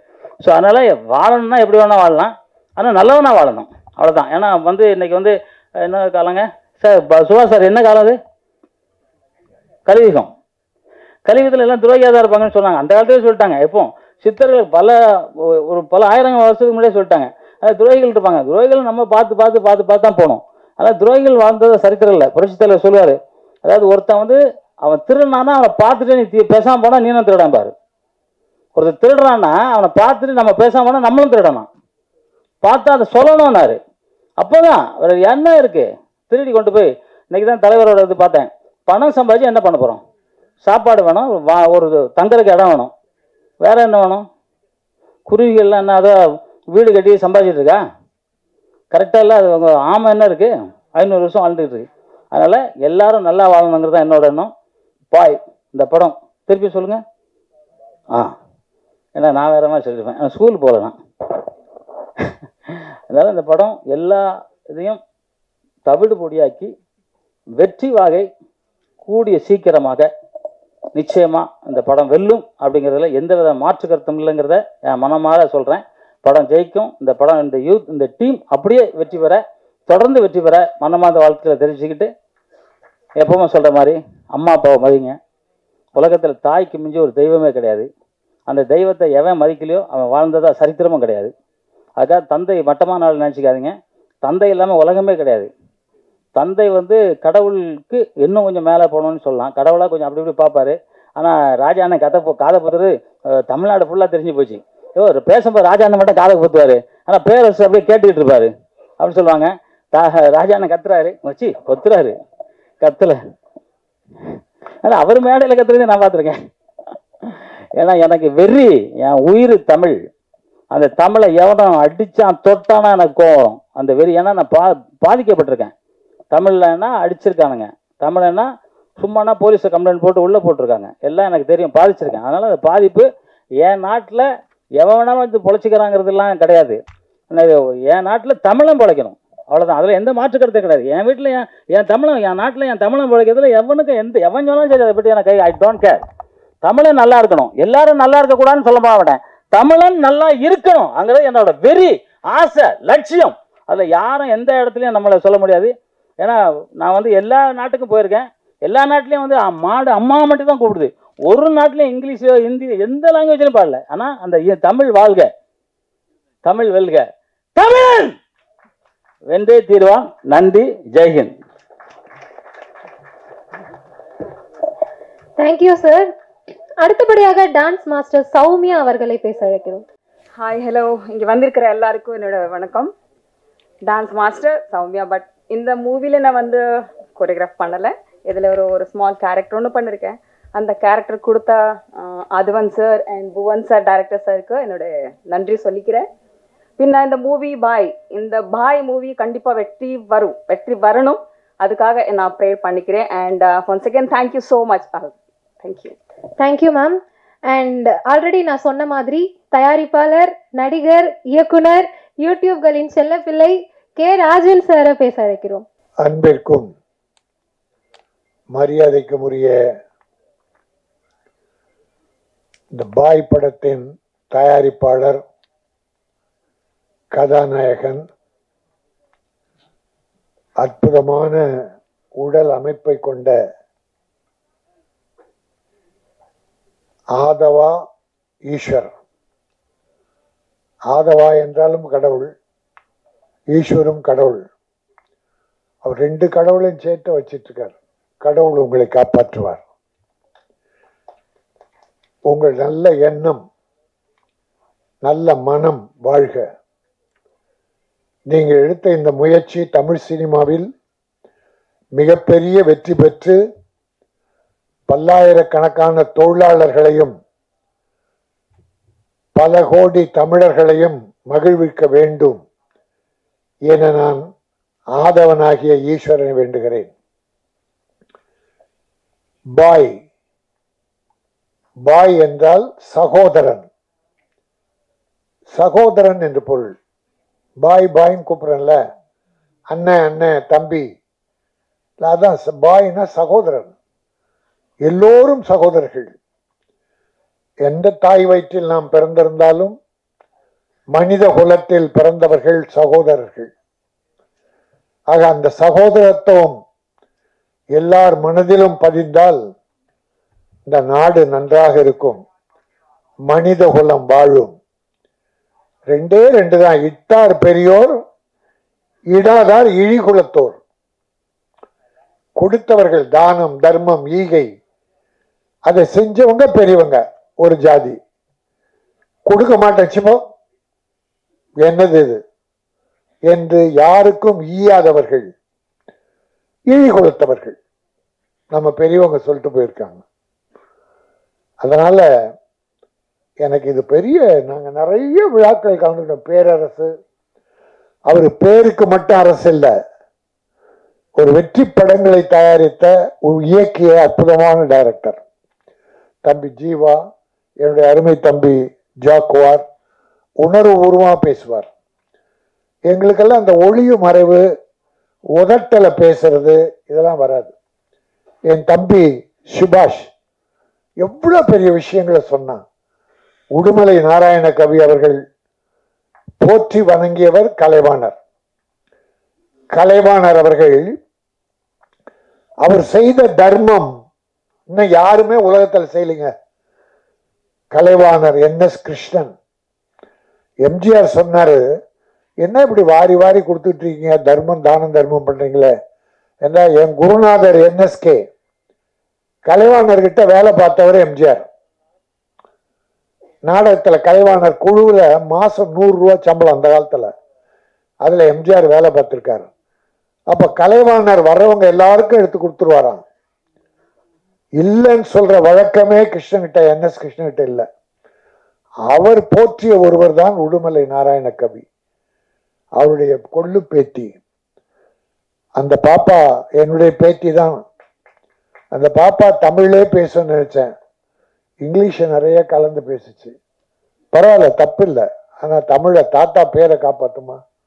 தமிழ், தமிழ் இனிமையானது, வலிமையானது, அடுத்தவரை வாழ வைக்கக்கூடியது. இந்த குழந்தைகளை வச்சு ஒரு அழகா ஒரு நாடகம் வித்தியாசமா இருந்தது. இந்த விழாவே வித்தியாசமா இருந்தது. ஒன்லி சாங்ஸ் போடுவாங்க, ட்ரெய்லர் டீசர் போடுவாங்க, நாங்க பார்ப்போம். இதை பார்த்து படம் நல்லா இருக்கும். சில நேரத்தில் டீசரே பார்க்க பிடிக்காது, வேற வழி இல்லை. நம்மளை சகோதரர்களை அழைத்துட்டாங்க. அதனால் நம்ம ஆழ் மனதிலிருந்து இது வாழ்க. இந்த தம்பி நல்லா வரணும், இந்த ப்ரொடியூசர் நல்லா வரணும், டைரக்டர் நல்லா வரணும். ஆனால் இது எப்படின்னா ஆழ் மனதிலிருந்து வாழ்த்துகிறோம், ஆழ் மனதிலிருந்து வாழ்த்துகிறோம். எடுத்துக்கிட்ட விஷயம் சாதாரண இல்லை. அடுத்தவனை கெடுக்காதே. நீ ஒருவனை பழி வாங்குறன்னு உலகத்தை பழி வாங்காத. நீ போடுற குண்டு ஒருவனை அழிக்கும் என்றால் அது எத்தனை பேர் குடும்பம் கெட்டு போகிறது. என் தம்பி ஜாக்குவார் கூட சொன்னார், அடிக்காம விட மாட்டேன், என்னை தொட்டவனை விட மாட்டேன் அப்படின்னார். வள்ளுவர் ஒரே ஒரு குறள் சொல்லியிருக்கார், நிறைய சொன்னாரு. 1335 குறள் சொல்லியிருக்கார். ஒவ்வொன்றும் ஒரு தத்துவங்கள். இன்னா செய்தாரை ஒருத்தல் அவர் நாண நன்னயம் செய்து விடல். உலகத்துல யாருமே சொன்னது இல்லைங்க. இயேசுபிரான் கூட ஒரு கன்னத்தில் அறைந்தால் இன்னொரு கன்னத்தை காட்டுட்டார். ஆனா வள்ளுவர் என்ன தெரியுமா சொன்னாரு? இன்னா செய்தாரை, உனக்கு ஒரு கெடுதல் ஒருத்தன் செஞ்சா அவனுக்கு நன்மை செஞ்சிரு, அப்பதான் வெக்கப்படுவான், செத்து போவான். ஐயோ நாம கெடுதல் பண்ணவர் எனக்கு நல்லது பண்ணிட்டாரு அப்படின்னு வள்ளுவர். இன்னா செய்தாரை ஒருத்தல், மன்னித்தல், பொறுத்து கொள்ளுது. எப்படின்னா அவருக்கு நன்மையம் செய்து விடல், நல்லது பண்ணிடு. உலகத்துல யாருமே சொன்னது இல்லைங்க. பழிவாங்கு, கொன்னுடு, வெட்டிடு, சுட்டு, அழிச்சிடு. ஆனா வள்ளுவர் அதை சொல்லல. உன்னை கெடுத்தவனை நீ வாழவை, அவன் குலம் உன்னை போற்றும், நன்றி தெரிவிக்கும் என்றார். மனித நேயத்தை மையப்படுத்தி எடுத்த படம், மனித நேயத்தை மையப்படுத்தி எடுத்த படம். என் தம்பி டைரக்டர் உட்கார் உட்கார். எனக்கு ஆச்சரியமா இருந்தது. உடற்குறை இருந்தாலும் உள்ளக்குறை இல்லை தம்பி. அது இறைவனை சொல்றதா என்ன சொல்றது தெரியல. ஏதோ ஒரு குறை உடல்ல வந்துருச்சு, ஆனா உள்ளம் உறுதியானது. அற்புதமா பண்ணிருக்கீங்க, பிரமாதமா பண்ணிருக்கீங்க. மனித நேயம் பற்றி அற்புதமா சொல்லியிருக்கீங்க. அப்துல் கலாம கேட்டாங்க, நம்முடைய உலகத்தில் சிறந்த விஞ்ஞானி மட்டும் இல்ல, மா மனிதர், தெய்வம். காமராஜர், அப்துல் கலாம், இதெல்லாம் ஒரு லிஸ்ட். அப்துல் கலாம் கிட்ட ஒரு மேடையில பேசிட்டு வரும்போது பத்திரிகாரங்க, இந்தியாவில் மத நல்லிணக்கம் உண்டா, இந்தியாவில் மத நல்லிணக்கம் இருக்கான்னு. இருக்க, எப்படி சொல்றீங்கன்னார். இந்த மேடையில குத்து விளக்கு ஏற்றி வச்சாங்க, அந்த மேடையில குத்து விளக்கு ஏத்தனாங்க. அப்துல் கலாம் தான் அந்த குத்து விளக்கு ஏத்தனார். குத்து விளக்கு ஏற்றி வச்சாங்க. குத்து விளக்கு இந்துக்களுக்கு சொந்தமானது. அப்ப இன்னொரு அம்மா, கிறிஸ்துவர் அம்மா வச்சு ஒரு விளக்கை ஏத்தனாங்க, மெழுகுவர்த்தி. மெழுகுவர்த்தி வச்சு அந்த ஒரு தீ ஏத்தனாங்க. அப்ப குத்து விளக்கு இந்துக்களுக்கு சொந்தமானது. மெழுகுவர்த்தி ஏத்தன அம்மா கிறிஸ்துவர், நான் இஸ்லாமியர் என்று சொல்லப்படுகிறேன், நான் இந்த விளக்கை ஏற்றி இருக்கிறேன். அப்போ இந்துவும் முஸ்லீமும் கிறிஸ்துவர்களும் ஒன்னா சேர்ந்து நான் இந்த விளக்கை ஏற்றணும்னா, இந்தியாவை போல உலகத்துல மத ஒற்றுமை எங்கேயுமே இல்லை அப்படின்னார். இன்னொன்னு கேட்டாங்க, நீங்க இப்ப ஜனாதிபதி ஆயிட்டீங்க, பொக்ரான்ல அணுகுண்டு வெடிச்சிங்க, ராக்கெட் விட்டீங்க, இது எல்லாத்த விட நீங்க எது உங்கள் மனதை, ஆழ் மனதை இனிமைப்படுத்தியது, உங்களை மகிழ்வித்தது எது, நீங்க ஆத்ம திருப்தி அடைந்தது எது? பொக்ரான் வெடிகுண்டா, ஜனாதிபதி பதவியா, ராக்கெட் விட்டதான்னு கேட்டாங்க. இது மூன்றுமே இல்லைன்ட்டார். இது மூன்றுமே இல்லை. ஹைதராபாத்திலே போலியோவால் பாதித்த குழந்தைகள், பல குழந்தைகள்ல ஒரு பெண் குழந்தை அந்த நடக்க முடியாம ஒரு 4 கிலோ வெயிட் உள்ள ஒரு இரும்பு உபகரணம் செய்து காலில் மாட்டி அந்த குழந்தை நடக்க முடியாம இழுத்து இழுத்து இழுத்து நடந்திருக்கு. அதை ஒரு நண்பர் சொன்னார், இது ஏதாவது செய்யக்கூடாதான். உடனே அப்துல் கலாம் 400 கிராம் உடைய ஒரு அது என்ன பொருள் நான் நினைவில்லை,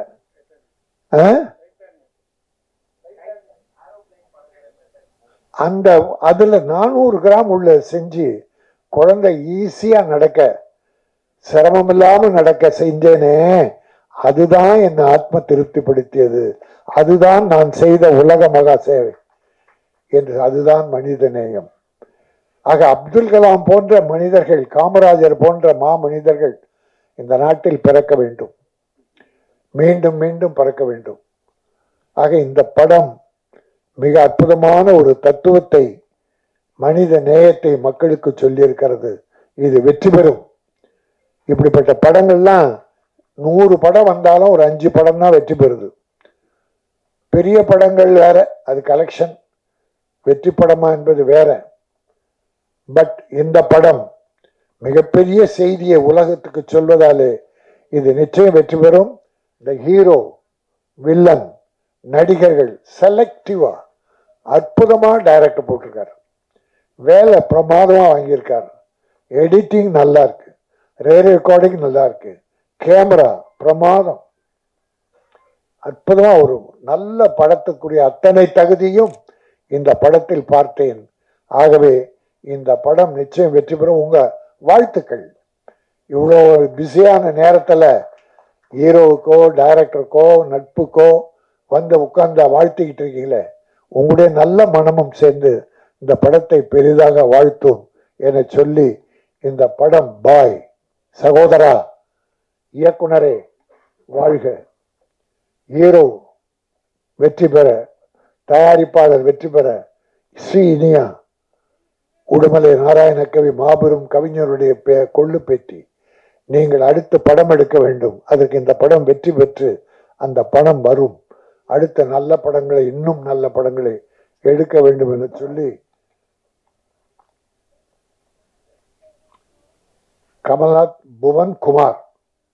கமல்நாதன் புவன்குமார், டைரக்டர் ஆதவா ஈஸ்வரன், ஹீரோ, அத்தனை பேருமே வெற்றி பெற்று இந்த படம் மேலும் படங்களை நீங்கள் தயாரிக்க வேண்டும். தமிழ் சினிமாவை வாழ வைக்க வேண்டும். தொழிலாளர்களுக்கு வாழ்வு தர வேண்டும் என சொல்லி விடைபெறுகிறேன். நன்றி, வணக்கம். வேண்டுகோள் விட்டேன். இந்த ராஜஸ்தான் சால்வையா வாங்குவாங்க, அது யாருக்குமே உபயோகப்படாது. ஆனால் ஒன்றுன்னா மடிச்சு வச்சு அடுத்து உங்களுக்கு அடுத்த மாதம் போடுவாங்க. இப்படி வருஷம் பூரா அது சுற்றி வரும். அதில் இன்னைக்கு இந்த சகோதரர்கள் சக்தி சரவணன் பிஆர்ஓ அவர் சொல்லி என்னன்னு தெரியல, சகோதரர்கள் காட்டன், இது ஒரு வருஷத்துக்கு ஓட்டுக்கு உபயோகப்படும். உங்க வீடியோ பார்த்துட்டு தான் இது கதர்ல வாங்க. ஓ, வெரி குட். என்னுடைய ஸ்பீச்சை கேட்டு, ஏன்னா ஒன்று தமிழர்கள் நெசவாளிகள் நிறைய பேர் இருக்காங்க. அவங்க வாழ்கிட்ட நம்ம ஜாக்குவார் சொன்னார், தமிழன் வாழ வேண்டும். முதல்ல நம்மால வாழ வைப்போம், பிறகு அடுத்தவங்களுக்கு வாழ்வு கொடுப்போம். நாம் யாரையும் வெறுக்கிறவங்க இல்லை முதல்ல. அதனால நெசவாளிகள், கைத்தறி நெசவார்கள், கதர் நெசவாளிகள் நிறைய பேர் இருக்காங்க. அவர்களை இந்த துண்டுகள் வாழ வைக்கும். அதுக்காகவும் நீங்கள் வாழ்க. தயாரிப்பாளரும் நான் மனம் நிறைந்து இந்த இயக்குனர் மேலும் பல வெற்றி படங்களை, நம்ம லோகேஷ் கனகராஜ் மாநகரன்னு ஒரு படம் பண்ணார், அதுக்கு பிறகு கைதி, அப்புறம் விக்ரம், இப்படி பல படங்கள் வெற்றி படங்களாகி இன்னைக்கு பெரிய டைரக்டராக இருக்காரு. அதை போல நீங்களும் வெற்றி.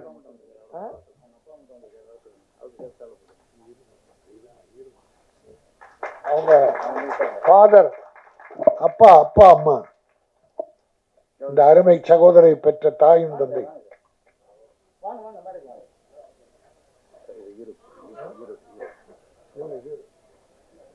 Producer and hero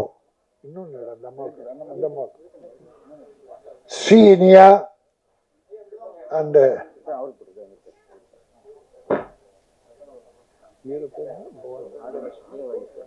Aadhava Ishwar.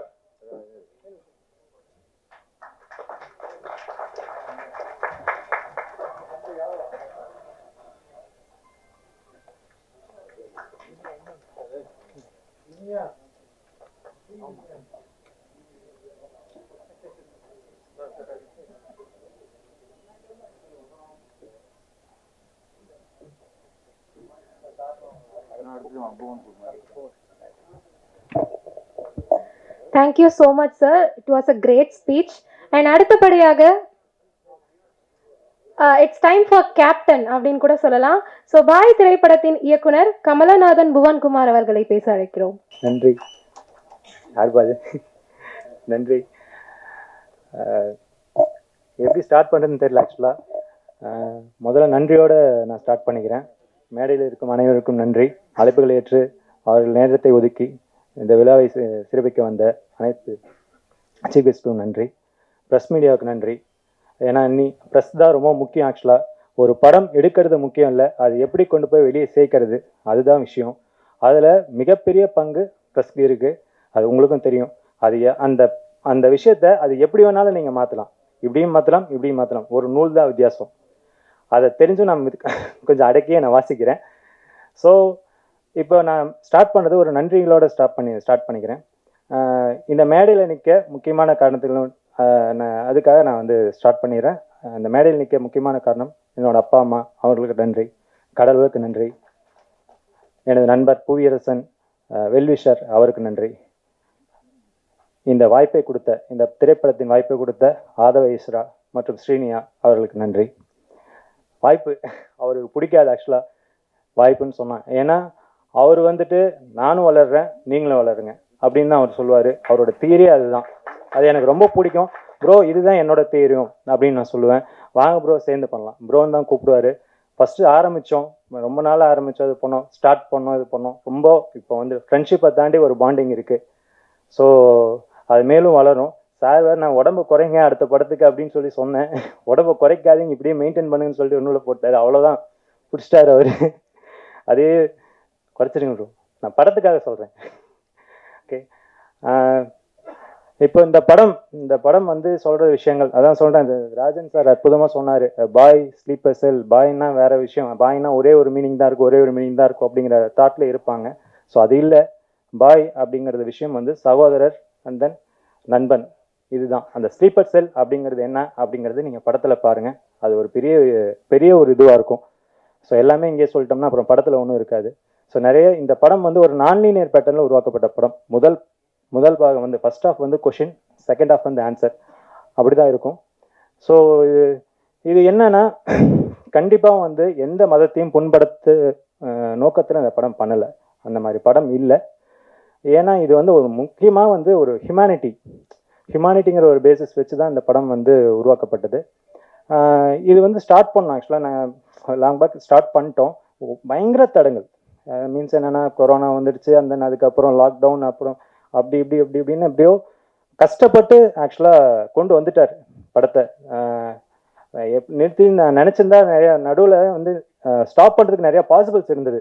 So அது வந்து எனக்கே அது தெரியும், கண்டிப்பாக அது தெரியும். அந்த சூழ்நிலை வந்துடும் அப்படின்னு சொல்லிட்டு நானே பயந்த நேரங்கள் எனக்கு அது கண்டிப்பாக தெரியும், அவருக்கே தெரியும். விடுங்க ப்ரோ, இருங்க ப்ரோ, நீங்கள் இருங்க, கூட உட்கார வச்சிட்டார். கோயம்புத்தூரில் வந்துட்டு ஒரு 3 மாதம் உட்கார வச்சிட்டார். நீங்கள் போனால் தானே வந்து பயப்படுவீங்க, இல்லை நீங்கள் கூட உட்காருங்க அப்படின்னு சொல்லிட்டு அங்கேயே உட்கார வச்சிட்டார் ஆக்சுவலாக. ஸோ அந்த இது வந்து யாருக்கும் வராது. அதுக்கு மிகப்பெரிய நன்றி. நான் இங்கே நின்றுட்டு இருக்கேன்னா அதுக்கு ஒரு முக்கிய காரணம் அவர் கொடுத்த வாய்ப்பு. அப்புறம் இந்த படத்தை பற்றி நான் அதிகமாக பேச போகிறதில்ல, நீங்கள் தான் இதுக்கு மேலே சொல்லணும். ஏன்னா ட்ரெய்லர் பார்த்துட்டீங்க, ஸ்னீக் பீக் பார்த்துட்டீங்க, சீஃப் கெஸ்ட்லாம் பேச போகிறாங்க. அவங்கள வச்சு நீங்கள் தான் இந்த படம் என்ன மாதிரி படம் அப்படிங்கிறத கண்ணோட்டத்தை நீங்கள் தான் வந்து கரெக்டாக சொல்லணும்னு நான் நம்புகிறேன். அண்ட் தென் அதுக்கப்புறம் இந்த படத்தை வந்து அவர் கஷ்டப்பட்டு மேலே கொண்டு வந்துட்டார். அண்ட் தென் அந்த மேலே கொண்டு வர்றதுக்கு என்ன மாதிரி ஒரு கால் உடைஞ்ச ஏணி தேவைப்பட்டுச்சு. அதுக்கு நான் சந்தோஷப்படுறேன். அந்த உடைஞ்ச ஏணிக்கு தாக்கு பிடிக்க சில நண்பர்கள், அவங்க டெக்னீஷியன்ஸ் கிடையாது, சில நண்பர்கள் இந்த படம் மூலிமா எனக்கு கிடைச்ச வரம். அவங்கள நான் வந்து மேடைக்கு உங்களோட அனுமதியோடு அவங்கள மேடைக்கு நான் அழைக்க நான் ரொம்ப சந்தோஷப்படுறேன். ஏன்னா அவங்க இல்லைன்னா கண்டிப்பாக சொல்கிறேன் இந்த படம் இல்லை, கண்டிப்பாக இல்லை. நான் அவங்கள வந்து மேடைக்கு அழைக்கிறேன் உங்கள் அனுமதியோட. நவீன்குமார், ஏவிஎம் என் cinemas editor. And then Nivek Sundar, Dhanasekar, Karthi, வாங்க.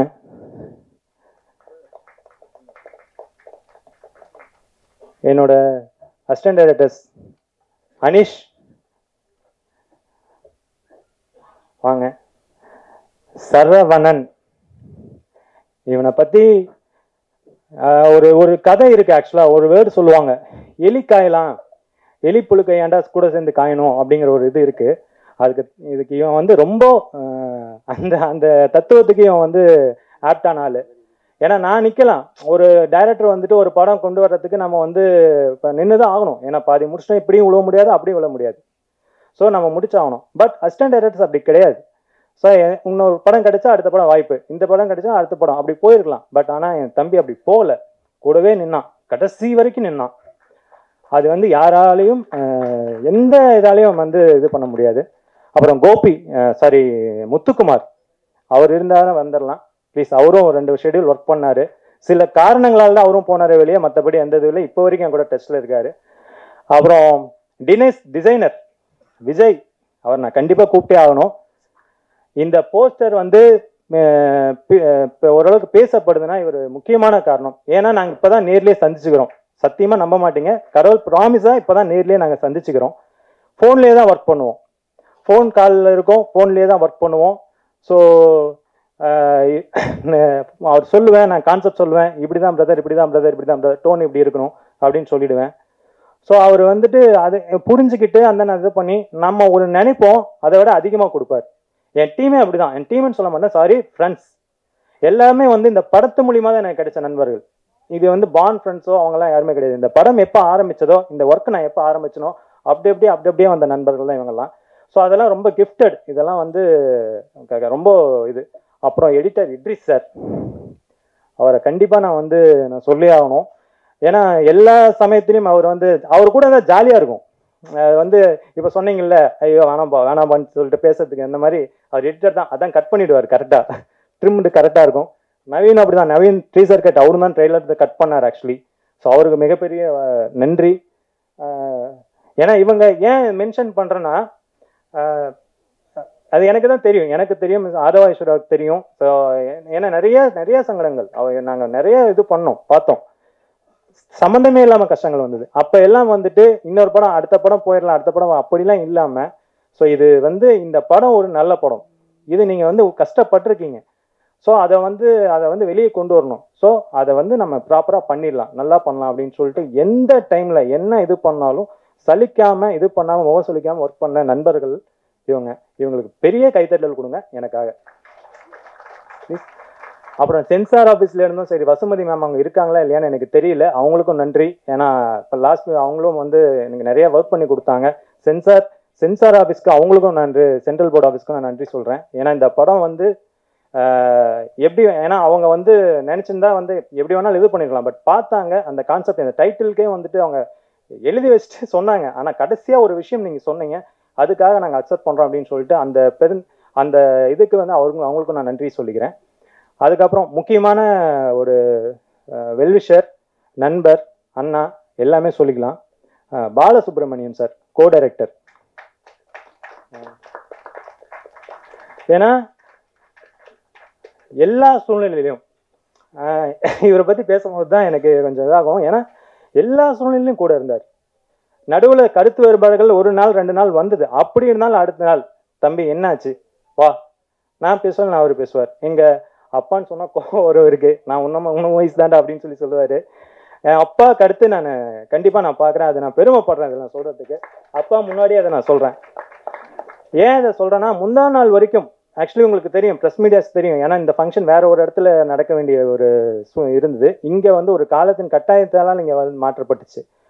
அதுக்கு நாங்கள் என்ன போராடணும் அப்படிங்கிறது எங்களுக்கு மட்டும்தான் தெரியும். ஆக்சுவலி அந்த ஒரு நாளில் எல்லாருமே இங்கே கூட்டு வரணும், அசம்பிள் பண்ணி கூட்டு வரணும். ஸோ எல்லாமே இது பண்ணோம். அதுக்கு பக்கபலமாக இருந்தவர் இவங்க நண்பர்கள். அப்புறம் தங்கராஜ் சார், ஸ்க்ரீன் ஃபோக்கஸ் அவர் தங்கராஜ் சார், அவருக்கு மிகப்பெரிய நன்றி. ஏன்னா அவர் போஸ்ட் ப்ரொடக்ஷன் ஃபர்ஸ்ட் அவருக்கு தான் கூப்பிட்டு போனேன். ஸோ இந்த இதுதான் சார் இவ்வளோ பட்ஜெட் அப்படின்னா அழகாக பண்ணி கொடுத்தாங்க.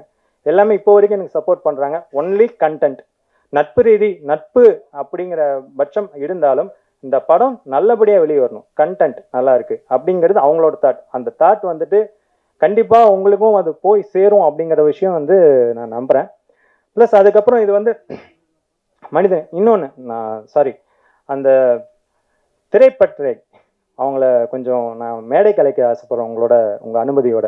அந்த இது பண்ணாங்க இல்லைங்களா ஆக்ட், அவங்கள ப்ளீஸ் எல்லாருமே வாங்க ப்ளீஸ். ஏன்னா இந்த ஸ்டேஜ் இப்போ நின்று எல்லாருமே பேசுறது, ட்ரெய்லரும் பேசுறாங்க, ஸோ இதுவும் பேசுறாங்க. பட் ஃபர்ஸ்ட் இதை பேசிட்டு தான் அதை பேசுறாங்க. ஸோ அது வந்து எல்லாரையும் கூப்பிட்டுறேன். சிவா வாங்க, நண்பர் வாங்க, குழந்தைங்க வாங்க, எல்லாம் வாங்க. ஸோ இவங்களுக்கு எனக்காக இன்னொரு தடவை கை தட்டிடுங்க. ஏன்னா நான் வந்து நான் இன்னொரு விஷயம் நான் சொல்லணும். இந்த மாதிரி லான்ச்சில் வந்துட்டு இந்த மாதிரி ஃபங்க்ஷன் நானே சொன்னேன், ப்ரோ இது ஆதவா ப்ரோ கொஞ்சம் வாங்கலாம் ப்ளீஸ், வாங்க வாங்க வாங்க. நான் சொன்னேன் இந்த மாதிரி ப்ரோ இது வேணாம், இந்த ஆக்ட் வேணாம். நான் ஓப்பனாக சொல்லிடுறேன், இந்த ஆக்ட் வேணாம். ஒரு ஆக்டுன்னு இந்த மாதிரி ஒரு ட்ராமா பண்ணலாம் அப்படின்னு சொன்னார். ட்ராமா வேணாம் ப்ரோ அப்படின்னு சொன்னா, ஏன்னா வரவங்க வந்துட்டு, ஏன்னா ஒரு சினிமாங்கிறது வேற, ட்ராமாங்கிறது வேற, அது வந்து பார்க்கணும். அந்த அதுக்கப்புறம் ஏதாவது ஒரு வகையில் டிஸ்டர்ப் ஆயிடுச்சுன்னா ரொம்ப கஷ்டமாயிடும் இவங்களுக்கு அப்படின்னு சொல்லிட்டு சொன்னேன். இல்லை ப்ரோ ஒர்க் அவுட் ஆகும், நீங்கள் பண்ணுங்க அப்படின்னாரு. சரி ஒரு அழுத்தி சொல்றாருன்னு சொல்லிட்டு ஓகே அப்படின்னு சொல்லிட்டு, இன்னொரு விஷயம் என்னன்னா, ரொம்ப சென்சிட்டிவான விஷயத்த நான் வந்து ஒர்க் பண்றோம். ஸோ ஏன்னா இது சினிமா கிடையாது, எடிட் பண்ணிட்டு தூக்கி போட கிடையாது, ஃபுல்லாக லைவ் பர்ஃபார்மன்ஸ். ஸோ அதை மனசில் வச்சு நான் பண்ணேன். அதை பண்ணிட்டு நான் கொடுத்துட்டேன். ஏன்னா சினிமாங்கிறது வேற, அண்ட் தென் அதுக்கப்புறம் அதை ஆக்ட் பண்ணுறது, லைவாக ஆக்ட் பண்ணுறது வேற விஷயம். ஸோ அதை வந்து இவர்கிட்ட நான் எழுதி கொடுத்துட்டேன், நண்பர் சிவா கிட்ட கொடுத்துட்டேன் நான். எண்டு வரைக்கும் இதுதாங்க, நீங்கள் எப்படி ப்ரொசீட் பண்ணுவீங்களோ நீங்கள் பண்ணுங்க பிரதர், நான் பாருங்க அப்படின்னு.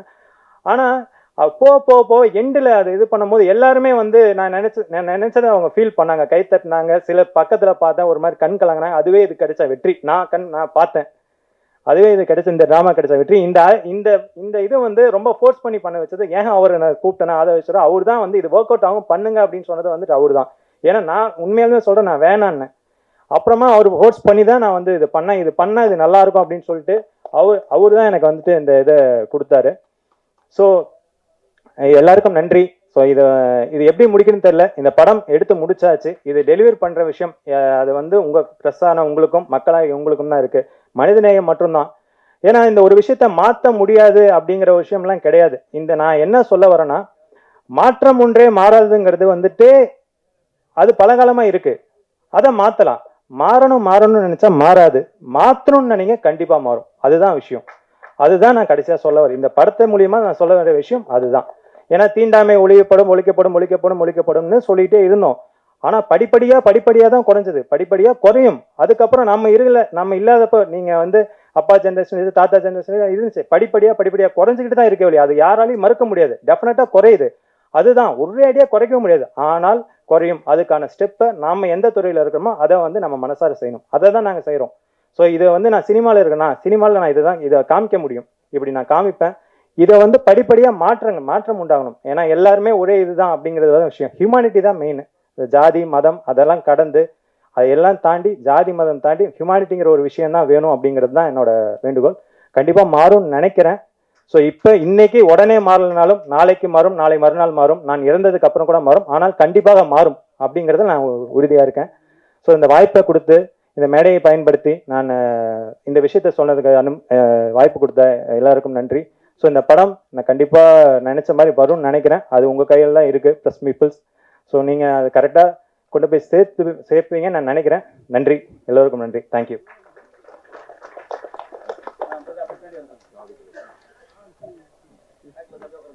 சாரி ப்ரோ, சாரி இவர் கார்த்தி, இவரையும் நான் சொல்லணும். கார்த்தி சொல்லிட்டேன், ஏன்னா இவரும் பாலு சார் கூட. ஏன்னா இன்னொரு விஷயம் என்னன்னா, நேற்று வந்து இவர் கோயிலுக்கு போக வேண்டியது. ஆக்சுவலி என் நண்பர் நவீனோட வந்து இவரும் கோயிலுக்கு போக வேண்டியது. ஆமாங்க, ஒன்றும் இல்லை, எல்லா ஒர்க்கும் முடிச்சு கிட்டத்தட்ட ஒரு 1 இயர் எங்களை அவ்வளோ மென்டல் ப்ரெஷர் பண்ணிட்டு இருந்தான். அப்படின்னு சொல்லிட்டு அவுட்லாம் எடுத்துட்டு எப்பாடா சொல்லிட்டு கடவுளேன்னு சொல்லிட்டு திருவண்ணாமலை கோயிலுக்கு போகலான்டா அப்படின்னு சொன்ன உடனே மறுபடியும் நேற்று போயிட்டு வந்துட்டோம். மறுபடியும் காலையில வந்து நவீன் ஒரு சின்ன பிளே ஒன்று இருக்கு, டிசிபி அவுட் போட முடியுமா அப்படின்னா, டேய் டிசிபி அவுட் சிம்பிளா வர்றது விஷயம் இல்லடா, 2 மணி நேரம் ஓடுனா 2 மட்டும் அப்படின்னு சொன்னாக்கா, இல்ல நீ எப்படியாச்சும் போட்டு கொண்டு வா. ஆக்சுவலா அந்த பிளே பண்ணாங்க இல்லையா, அந்த பிளே பண்ணதுக்கு வந்து பேக்ரவுண்ட் வீடியோ போடுறதுக்காக பண்ணி கொடுத்துருந்தாங்க. அது பண்ண முடியல, என்ன சாரி. அது மட்டும் ஆக்சுவலா இமேஜா எல்லாம் எடுத்து வச்சாச்சு. பட் டிசிபி அவுட் தான் ஆப்ரேட்டர் வேணும்ட்டாரு, ரொம்ப ஸ்ட்ரிக்டா சொல்லிட்டாரு. அதனால அது மட்டும் இது பண்ண முடியல. இவங்களுக்கெல்லாம் நன்றி. ஏன்னா இவங்கெல்லாம் தான் படம். அவ்வளவுதான். என்ன சொல்றது, அவ்வளவு கஷ்டப்பட்டான். ஒரு விஷயமும் நிறைய அழுதுருக்கான். நாங்களே ஆபீஸ் விட்டு வெளியே போடாதான் சொல்லியிருக்கோம். இதெல்லாம் இல்ல, உண்மை இருக்கிற உண்மையை சொல்றாங்க.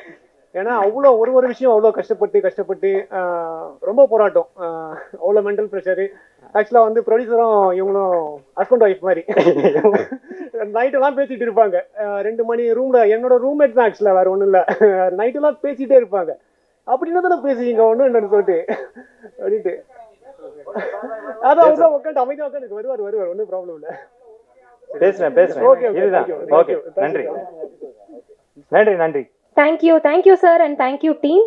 அண்ட் அடுத்தபடியாக வர பிப்ரவரியில ரிலீஸ் ஆக இருக்க தரைப்படைன்ற திரைப்படத்தினுடைய நடிகர் நம்ம ஜீவா தங்கவேலு சார். ஆல்ரெடி நான் சொன்ன மாதிரி நமக்கு எப்போ பார்த்தாலும் சூப்பர் ஸ்டார் ஞாபகம் வந்துடும். இப்பவும் அப்படிதான்.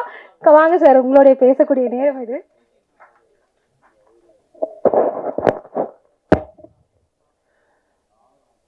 வருகை தந்திருக்கும் மதிப்புக்கும் மரியாதைக்கும் உரிய தயாரிப்பாளர் ராஜன் சார் அவர்களுக்கும், எங்கள்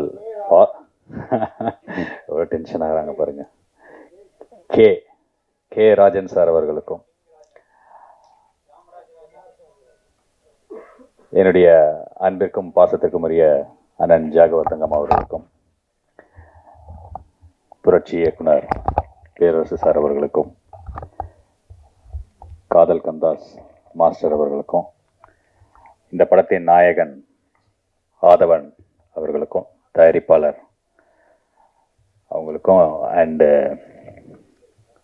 படத்துடைய இயக்குனர் அவர்களுக்கும், என்னுடைய இனிய நண்பர் பாலு சார் அவர்களுக்கும். ஏன்னா அவர் தான் வந்து இந்த படம் ஸ்டார்ட் பண்ணி அவர் இந்த படம் ஒர்க் பண்ண ஆரம்பித்த டைம்லேருந்தே இந்த படத்தை பற்றின அப்டேட் எனக்கு சொல்லிட்டே இருப்பார். சார் இந்த படம் இங்கே ஷூட் போகிறோம், இந்த டைம் நாங்கள் ஆரம்பிக்கிறோம், இப்போ தான் ஒரு ஷெடியூல் முடிச்சுட்டு வந்தோம், போஸ்ட் ப்ரொடக்ஷன் போயிட்டுருக்குன்னு எனக்கு லைவ் அப்டேட் அப்பப்போ கொடுத்துட்டே இருப்பாங்க பாலு சார்.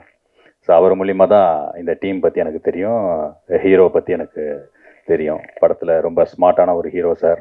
அவர் ஹிந்தி ஆக்டர் மாதிரியே இருக்கார், புதுசாக பெருசாக வருவார், இந்த படத்தில் ரொம்ப நல்லா பண்ணிகிட்ருக்காரு அப்படின்னு சொல்லிகிட்டே இருப்பார்.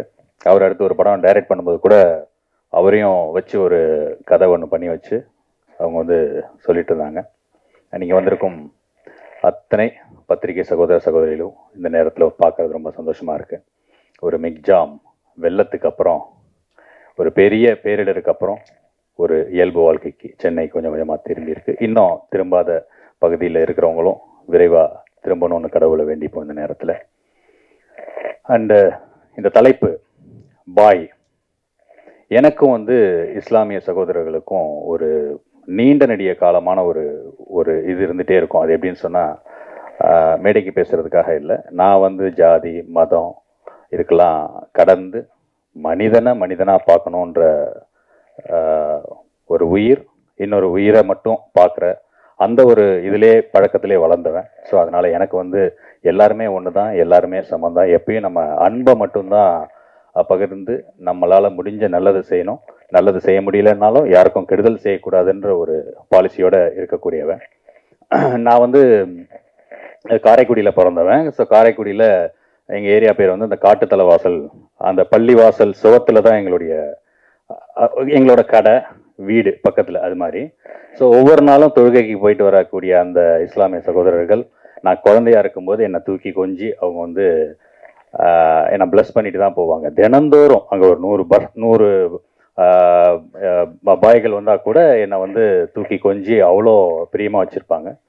அதோடைய கனெக்டிவிட்டியோ என்னமோ தெரில, இன்றைக்கும் எனக்கு நிறைய இஸ்லாமிய சகோதரர்கள் இருக்காங்க. இன்றைக்கும் பார்த்திங்கன்னா தென்னிந்திய தர்கா அசோசியேஷன், முஸ்லீம்ஸ் அசோசியேஷன்ஸ், அந்த மாஸ்க் அசோசியேஷன்ஸோட பிரசிடென்ட்ஸ் எல்லாருமே எனக்கு ரொம்ப நெருங்கிய நண்பர்கள். ஒரு நாகூர் தர்காவாக இருக்கட்டும், பிரான்மலை தர்காவாக இருக்கட்டும், நிறைய தர்காவிலேருந்து என்னை தேடி என் வீட்டுக்கு வந்து என்னை வந்து என் கூட அந்தளவுக்கு ஒரு நட்போடு இருப்பாங்க. இப்போது நான் இஃப்தார் நோன்பு எல்லா நிகழ்ச்சியிலையும் நான் வந்து கலந்துக்குவேன். ஒவ்வொரு வாட்டியும் இந்த டைட்டில் சொன்னோன்னே நான் வந்து அவர்கிட்ட டைரக்டர்கிட்ட கேட்டேன், சார் டைட்டில் வந்து நீங்கள் பாயின்னு வச்சுருக்கீங்க, ட்ரெய்லர் வேறு அவர் என்கிட்ட காமிச்சார். ஸோ காமிக்கும்போது ஏதாவது ஒரு கான்ட்ரவர்சி ஆயிடுச்சுன்னா நம்ம பதில் சொல்ல முடியாது சார், படம் வந்து எதுவும் கான்ட்ரவர்சி இல்லாத கரெக்டாக இருக்கா அப்படின்னாரு. அதுக்கப்புறம் போஸ்டர் டிசைன் காமிச்சார். டிசைன் காமிச்சோன்னே ஹீரோ வந்து அந்த குள்ளா விபூதி பட்டை கையில் சிலுவை, இது வந்து அப்போ நான் கேட்டேன், நீங்கள் என்ன தலைவர் ஃபேனா? இது ஜக்குபாயோடைய இன்ஸ்பிரேஷன் மாதிரி இருக்கு. ஏன்னா ஜக்குபாய் படத்தில் அந்த போஸ்டர் லுக்கு வந்து அப்படி தான் இருக்கும் அப்படின்னு. ஆமாம் சார், நான் தலைவர் ஃபேன் தான் சார் அப்படின்னாரு. ஸோ இது ஒரு மத நல்லிணக்க படம் தான் சார், அதில் எந்த டவுட்டும் வேணாம், இதில் எந்த கான்ட்ரவர்சியும் டெஃபினட்டாக இருக்காது, எந்த சமூகத்தையும் நம்ம வந்து தவறாக சொல்லலை, மனிதநேயத்தை தான் நம்ம சொல்கிறோம் அப்படின்னு சொல்லி அவர் அஷூரன்ஸ் கொடுத்ததுக்கப்புறம் தான் நான் வரத்துக்கே ஒத்துக்கிட்டேன். ஏன்னா நம்ம வந்து நண்பர்கள் அப்படின்னு சொல்லிட்டு நம்ம ஃபங்க்ஷன் வந்து பேசிட்டு அது சேனலில் வரும்போது வேறு வேறு தலைப்பில் வருது. தேவையில்லாத கான்ட்ரவர்சியில் நம்மளும் மாட்டிக்கிறோம். ஏன்னா நிறைய பேர் வந்து முழு வீடியோவை பார்க்கறது இல்லை. அது ஸ்க்ரீன்ஷாட்டில் வரும்போதும் அது ஹெட்டிங்கை பார்த்துட்டு கமெண்ட்டை போட்டுக்கிட்டு ஏதோ ஒரு விஷயம் அப்படியே ஸ்ப்ரெட் ஆகிட்டே இருக்குது, சோஷியல் மீடியாவுடைய அந்த ஒரு இம்பேக்ட். ஸோ அதனால் எதுவாக இருந்தாலும் நம்மளும் அதை கொஞ்சம் தீர விசாரித்து கேட்டுட்டு அதில் உள்ளே வர்றது அப்படின்றது இருக்கேன். ஏன்னா இந்த டெக்னாலஜியோடைய வளர்ச்சியில் சார் சொல்லும்போது, ராஜன் சார் அவங்க ராஜன் சார் அவங்க சொல்லும்போது ராஜன் சார் அவங்க சொல்லும்போது அப்துல் கலாம் அவங்க வந்து எவ்வளவோ சேட்டலைட், எவ்வளவோ வந்து அணு ஆயுதங்கள்லாம் தயாரித்தப்போ ஏற்பட்ட சந்தோஷத்தை விட அந்த ஒரு குழந்தைக்கு கால் நடக்கிறதுக்காக செய்த அந்த கருவி தான் செஞ்சது தான் சந்தோஷம்னு சொன்னாங்களே, அதுதான் உண்மை. ஏன்னா இன்னைக்கு எவ்வளவோ நவீன விஞ்ஞானம் முன்னேறிட்டு இருக்கு, எவ்வளவோ நவீன விஞ்ஞானம் முன்னேறிட்டு இருக்கு. பட் வந்து இந்த உலகம் பூரா அதில் போர்க்கருவிகள் செய்யறதுக்கான யுக்திகளை தான் யோசிக்குது. உலக நாடுகள், நீங்கள் எல்லா நாட்டிலையும் பாருங்க, உலகத்திலேயே மனித சமுதாயம் எதற்காக பணத்தை அதிகமாக செலவு செய்யுது அப்படின்னு சொன்னால் போர்க்கருவிகள், போர் விமானங்கள், அந்த இராணுவ தளவாடங்கள், இதெல்லாம் வாங்கிறதுக்காக தான் வந்து அவன் வந்து செய்கிறான். பட் ஒரு மனிதனுக்கு எது தேவை? உணவு, உடை, இருப்பிடம். இந்த உலக நாடுகள் எல்லாமே வந்து இந்த இராணுவத்துக்காக செலவு செய்கிற பட்ஜெட் இருக்கு இல்லையா, ஒவ்வொரு ஆண்டும் நம்ம இந்தியா உள்பட இராணுவத்துக்கு செய்கிற பட்ஜெட் நீங்கள் போட்டு பாருங்க. அண்டு மற்ற மனிதனுடைய அடிப்படை தேவையான கல்வி, மருத்துவம், இதுக்கு செய்கிற பட்ஜெட் பார்த்தீங்கன்னு சொன்னால் கண்டிப்பாக கம்மியாக தான் இருக்கும். ஏன்னு சொன்னால் அந்த காலத்தில், கல்வி அறிவு இல்லாத காலத்தில் மனுஷன் வந்து ஒருத்தனை அடிச்சுக்கிட்டு இடத்த பிடிக்கிறதுக்காக அவன் வந்து சண்டை செஞ்சுட்டு இருந்தான். இன்றைக்கி நமக்கு எஜுகேஷன் சிஸ்டம் இவ்வளோ அழகாக வளர்ந்துருக்கு, படிச்சிருக்கிறோம், பண்பட்டு இருக்கிறோம், மனிதர்கள் ஒவ்வொருத்தரை எவ்வளவோ வந்து அட்வான்ஸ் விஷயங்கள்லாம் வந்திருக்கு. இந்த அட்வான்ஸ் டெக்னாலஜி வச்சு மனுஷன் அழிக்கிறான்னு சொன்னால் அவனுக்கு அந்த அறிவு எதுக்கு, அந்த கல்வி எதுக்கு, அவன் எதுக்கு படிக்கிறான் அப்படின்ற யோசனைகள் தான் வருது.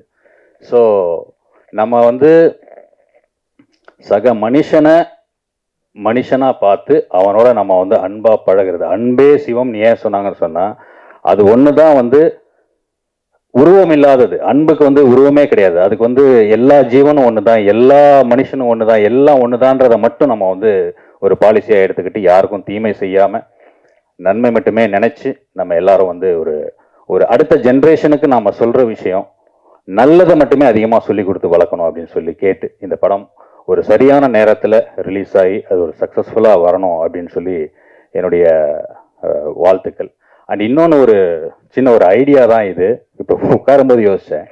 ஏன் சொன்னால் இப்போது நம்ம வந்து சம்மரில் தான் ஹாலிடேஸ் விடுறோம். அது வந்து வெள்ளைக்காரன் இருந்த பீரியடில் அவனுக்கு வெயில் ஒத்துக்காது, குளிர் கண்ட்ரியில் வாழ்ந்தான், இங்கே வந்தான் சம்மர் ஹாலிடேஸ்னு வச்சான். நம்மெல்லாம் வெயிலோடையே உறவாடி வெயிலோடையே வாழ்ந்து வந்த நமக்கு வந்து சம்மர் வந்து நம்மளை பெருசாக எந்த தொந்தரவும் பண்ண போகிறது கிடையாது. அதனால இந்த சம்மர் ஹாலிடேஸை அரசாங்கங்கள்லாம் சேர்ந்து அந்த மழை காலத்தில் லீவ் விட்டுட்டாங்கன்னு சொன்னால் அவங்கவுங்க சொந்த ஊருக்கு போயிடுவாங்க, வெள்ள பாதிப்பில் பெருசாக மாட்ட மாட்டாங்க. ஸோ நவம்பர் டிசம்பரில் நம்ம ஸ்கூல் வைக்கிறது, அப்புறம் அதுக்கு லீவ் விடுறது, பசங்களையும் டென்ஷனாக வச்சுக்கிறது, அவங்க நியூஸில் இந்த வானிலை அறிக்கை எப்போ வரும்னு பசங்க எஜுகேஷன் அது பெருசாக பாதிக்குது. ஸோ நவம்பர் டிசம்பர் மழை வருதுன்றது கம்பல்சரி தெரிஞ்சு போச்சு. வெள்ளம் வரதுன்றது இனிமேல் வந்து தடுக்கவே முடியாது. நீங்கள் 4000 கோடி இல்லை 40,000 கோடி செலவு பண்ணாலும் அந்த தண்ணியெல்லாம் வெளியே போகாது. ஏன்னா எல்லாம் ஏரிக்குள்ளே கட்டியிருக்கிறோம், அது வந்து வெளியிலே போகாது. நம்மாழ்வார் ஐயா வந்து எப்பயோ சொல்லியிருக்காங்க, இது மாதிரி வந்து இனிமேல் வந்து காலநிலை மாற்றம் அதிகமாகிடுச்சு, பருவமழை வந்து இனிமேல் தப்பி போயிடுச்சு, வரப்போகிறது எல்லாமே புயல் மழை தான். புயல் மழை வந்து இவ்வளோ தான் பெய்யும், இத்தனை சென்டிமீட்டர் தான் பெய்யும்னு கணக்கே கிடையாது, எவ்வளோ வேணால் பெய்யும், அது பெரிய டிசாஸ்டர் தான் போய் முடியும் அப்படின்னு சொல்லி. ஸோ இந்த லீவ் விஷயத்தை வந்து நவம்பர் டிசம்பருக்கு ஷிஃப்ட் பண்ணிட்டோன்னு சொன்னால் எல்லாருமே சென்னைக்கு வாழ வந்தவங்க தான். இப்போ நான் கூட லீவுன்னு சொன்னால் ஒரு 2 மாதம் ஊருக்கு போயிட போகிறேன், வெள்ளம் பாட்டுக்கு வந்துட்டு போயிட போகுது. போனதுக்கப்புறம் திருப்பி ஜனவரியில் வந்து நம்ம ஃப்ரெஷ்ஷாக நம்ம வேலைகளை ஆரம்பிச்சுக்கலாம். ஸோ அதை வந்து அரசாங்கங்கள் ஒரு பரிசீலனை பண்ணணும் இந்த நேரத்தில் அப்படின்னு கேட்டு இந்த படம் வெற்றி அடையணும் அப்படின்னு சொல்லி கடவுளை வேண்டி வணங்கி விடைபெறுகிறேன். நன்றி, வணக்கம். Thank you sir. அடுத்தபடியாக ஆல்ரெடி நான் சொல்லியிருந்தேன் அதிரடி சரவடி படத்தில் மட்டும் இல்லை மேடை பேச்சுக்கள்லையோன்னு சொல்லி, இப்போ சரவடியான பேச்சுக்காக பேரரசர் அவர்களை மேடை கிடைக்கிறோம். ரொம்ப டைம் ஆகிடுச்சு, சரவடியை கட் பண்ணிட்டு ஒரு பொட்டுடி வெடிச்சிட்ருவோம். அனைவருக்கும் வணக்கம். இந்த படத்தின் தயாரிப்பாளர் ஸ்ரீனியா அவர்களுக்கும், படத்தின் கதாநாயகன் ஆதித்யா ஆதவா ஈஸ்வரா அவர்களுக்கும், படத்தின் இயக்குனர் கமலநாதன் புவன்குமார். கமலநாதன்கிறது ஒரு அப்பா பேரை நினைச்சிருக்காரு. அப்பாவுடைய வளம் வர்றாரு. அனைவருக்கும் வாழ்த்துக்கள். என் மேடையில் வாழ்த்து சொல்கிறத விட உங்கள் எல்லாருக்கும் வாழ்த்து சொல்லணும். இந்த புயல் மலையாக தப்பிச்சு வந்திருக்கோம். அதுவே பெரிய விஷயம். அது மூலம் ஆண்டவனுக்கு அங்கே நன்றி சொல்லணும். முதல்ல சென்சாருக்கு வாழ்த்தும் பாராட்டு சொல்லிடணும். ஏன்னா இந்த படம் பாய் அப்படின்னு டைட்டில் வச்சுட்டு இல்லை ஸ்லீப்பர் சில்வர் அது வேறு செப்பரேட்டில் வேறு. இதை எப்படி விடுவாங்களான்னு கேட்டேன் நான். எனக்கு ஒரு இது இருந்துச்சு, எப்படி விடுவாங்க ஒரு கேள்வி இருந்துச்சு. ஆனால் சென்சார் படம் ஆயிடுச்சு, சென்சார் சர்டிஃபிகேட் கொடுத்துட்டாங்க, வாங்கியிருக்காங்க. அதனால் உண்மையிலே இந்த டைட்டிலுக்கு சென்சார் கொடுத்துருக்காங்கன்னா கண்டிப்பாக இந்த படம் சமூக நல்லிணக்க படம் தான். அது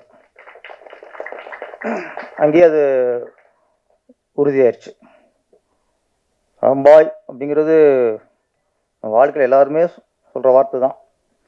ஊரில் பார்த்தா மேக்ஸிமம் இஸ்லாமியரில் பாய் பாய்னு சொல்லுவோம், அப்படியே பழக்கப்பட்டிருப்போம். அப்போல்லாம் ஊரில் பார்த்தா இந்த இஸ்லாமியில் கொஞ்சம் தாடி வச்சுருப்பாங்க, அப்போ அவங்கள பாயும்போம். இப்போ அப்படி இல்லை. இப்போ நாட்டில் பாதி பேர் தாடி வச்சுக்கிட்டு இருக்கோம். இங்கே எத்தனை பேர் தாடி, எல்லாமே பாய்னு கூப்பிடணும். என்ன கூட பாய்னு தான் கூப்பிடணும்னு நினைக்கிறேன். ஜீவா கொஞ்சம் சின்ன பாயா இருக்காரு. வில்லன் வந்து முழு பாயா மாறிட்டாரு. ஆமாம், பேரரசு பாய் சொல்லலாம். ஆமாம், சொல்லிட்டாங்களே பாய்னு சகோதரன் தானே, பேரரசும் சகோதரன் தான். அதனால்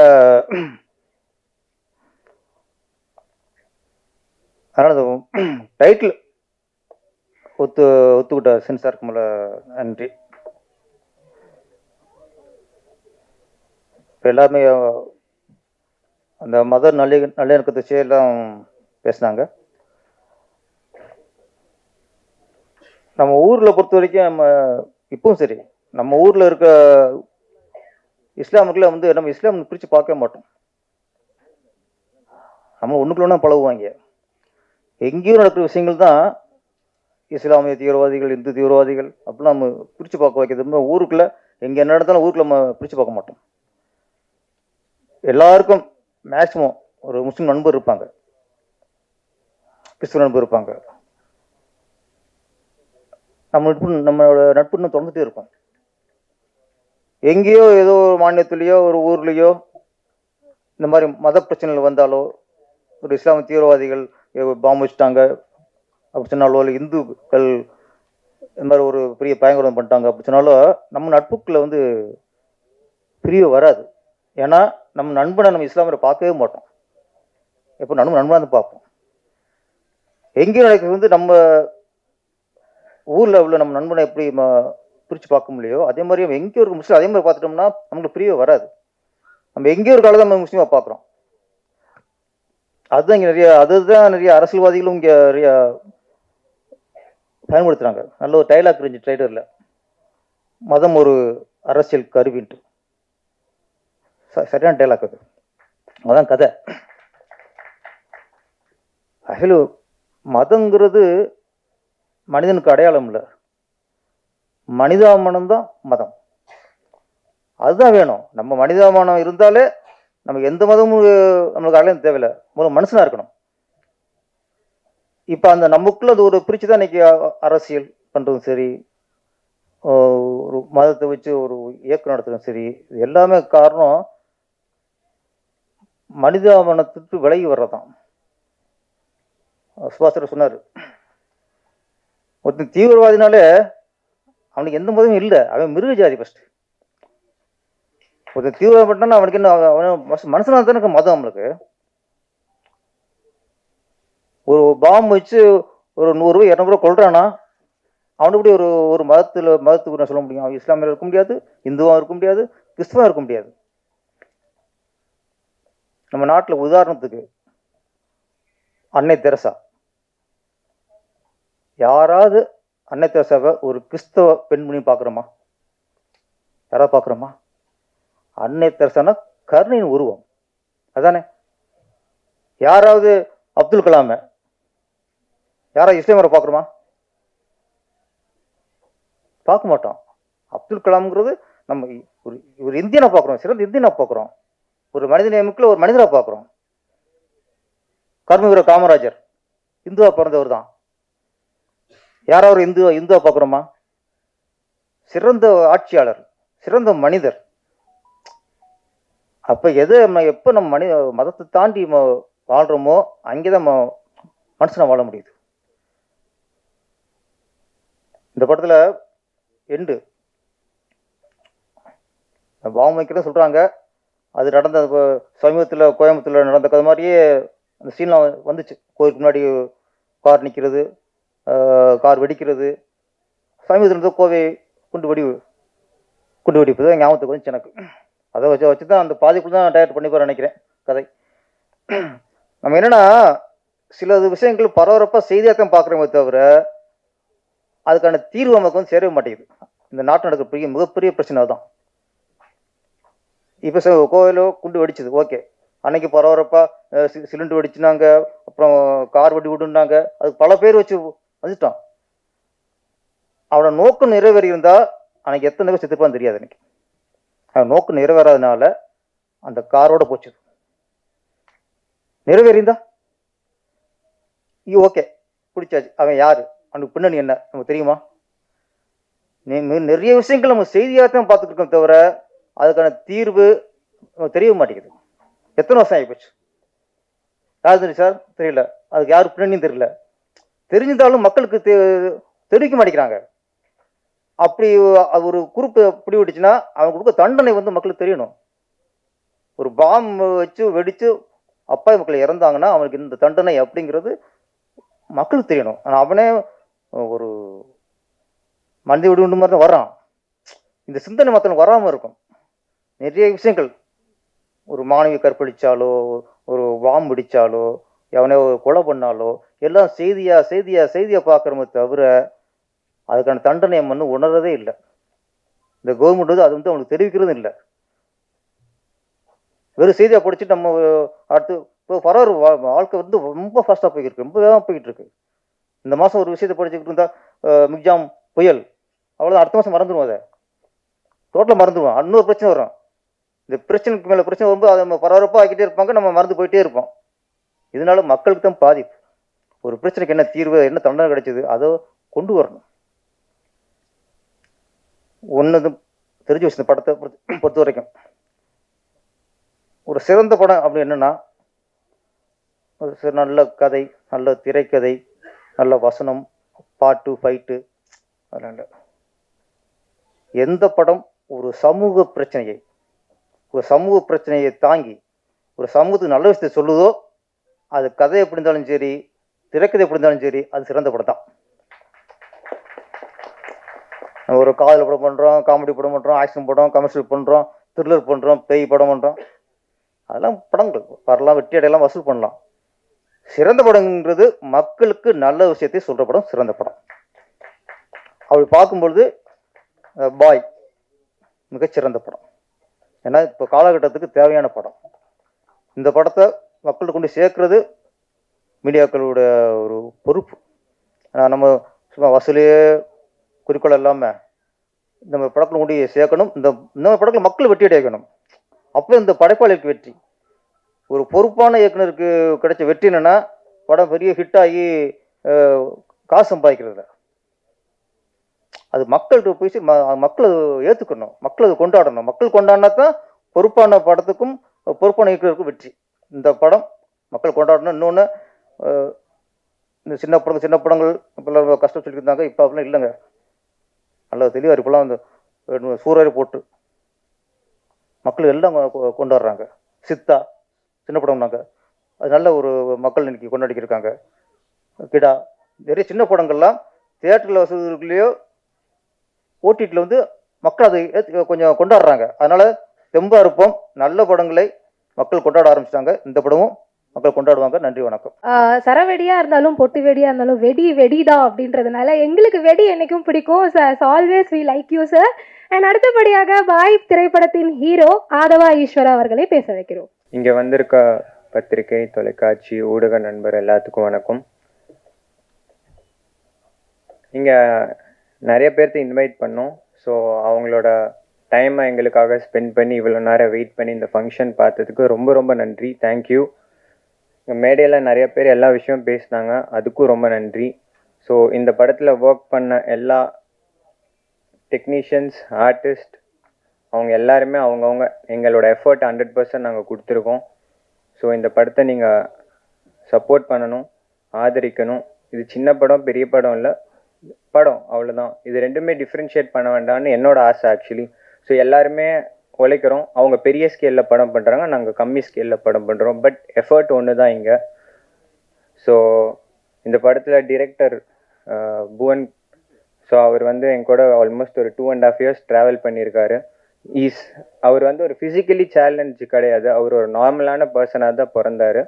நடுவில் இந்த மாதிரி ஆயிட்டாரு. பட் அந்த ஃபிசிக்கலி அந்த விஷயத்தை அவர் வந்து தன் மைண்டுக்கு ஏற்றிக்காமல் அவர் இது நாள் வரைக்கும் தனக்கு ஒரு ப்ராப்ளம் இருக்குது அப்படின்னு வந்து எந்த எந்த இடத்துலையுமே அவர் வந்து அதை காமிச்சிக்கல. ஏன்னா அதுக்கே ஒரு பெரிய பாராட்டு வேணும் ஆக்சுவலி. ஏன்னா நம்ம எப்படி வேணாலும் உழைக்கலாம் ஆக்சுவலி, நம்ம எவ்வளோ ஹார்ட் ஒர்க் வேணாலும் பண்ணலாம். பட் அவர் கிட்டத்தட்ட பிரெயினில் ஒரு 12 பிரெயின் சர்ஜரி பண்ணியிருக்காங்க ஆக்சுவலி அவர் பிரெயினில். ஸோ அதெல்லாம் வந்து எனக்கு தெரிஞ்சு நார்மலாக அது சர்வே பண்ண முடியுமானா ரொம்ப கஷ்டம் ஆக்சுவலி. ஸோ அதையும் தாண்டி இப்போ இந்த ஸ்டேஜில் உட்காந்து என்னால் முடியும், என்னால் சினிமா எடுக்க முடியும், வீட்டில் அவங்க அப்பா கூட சண்டை, அவங்க அம்மா கூட சண்டை, அவங்க வீட்டில் உள்ள அதெல்லாம் மீறி இப்போ வந்து படம் பண்ணி இந்த ஸ்டேஜில் வந்து நாங்கள் உட்காந்துட்டு இருக்கோன்னா அவரோட தன்னம்பிக்கைனால தான் இங்கே இருக்கிறார் அவர். இப்போ அவங்க அப்பாவும் சேர்ந்து சப்போர்ட் பண்ணுறாரு அவருக்கு. So thank you. ஸோ என் கூட இவ்வளோ வருஷம் அவர் ட்ராவல் பண்ணியிருக்கார், ஆல்மோஸ்ட் 2.5 years நல்ல ஒரு ட்ராவல். ஸோ அடுத்தடுத்தும் நாங்கள் ஒர்க் பண்ண போகிறோம். அதுக்கப்புறம் ஸ்ரீனியா ப்ரொடியூசர், ஸோ அவங்க என்னை நம்பி ட்ராவல் பண்ணதுக்கு அவங்களுக்கு ஒரு மிகப்பெரிய ஒரு நன்றி. அவங்க அப்பா அம்மா, அங்கிள் ஆன்ட்டிக்கு ரொம்ப நன்றி. எங்கள் அப்பா அம்மாவுக்கு ரொம்ப நன்றி. ஏன்னா என்னோட ஜேர்னி வந்து ஈஸி கிடையாது.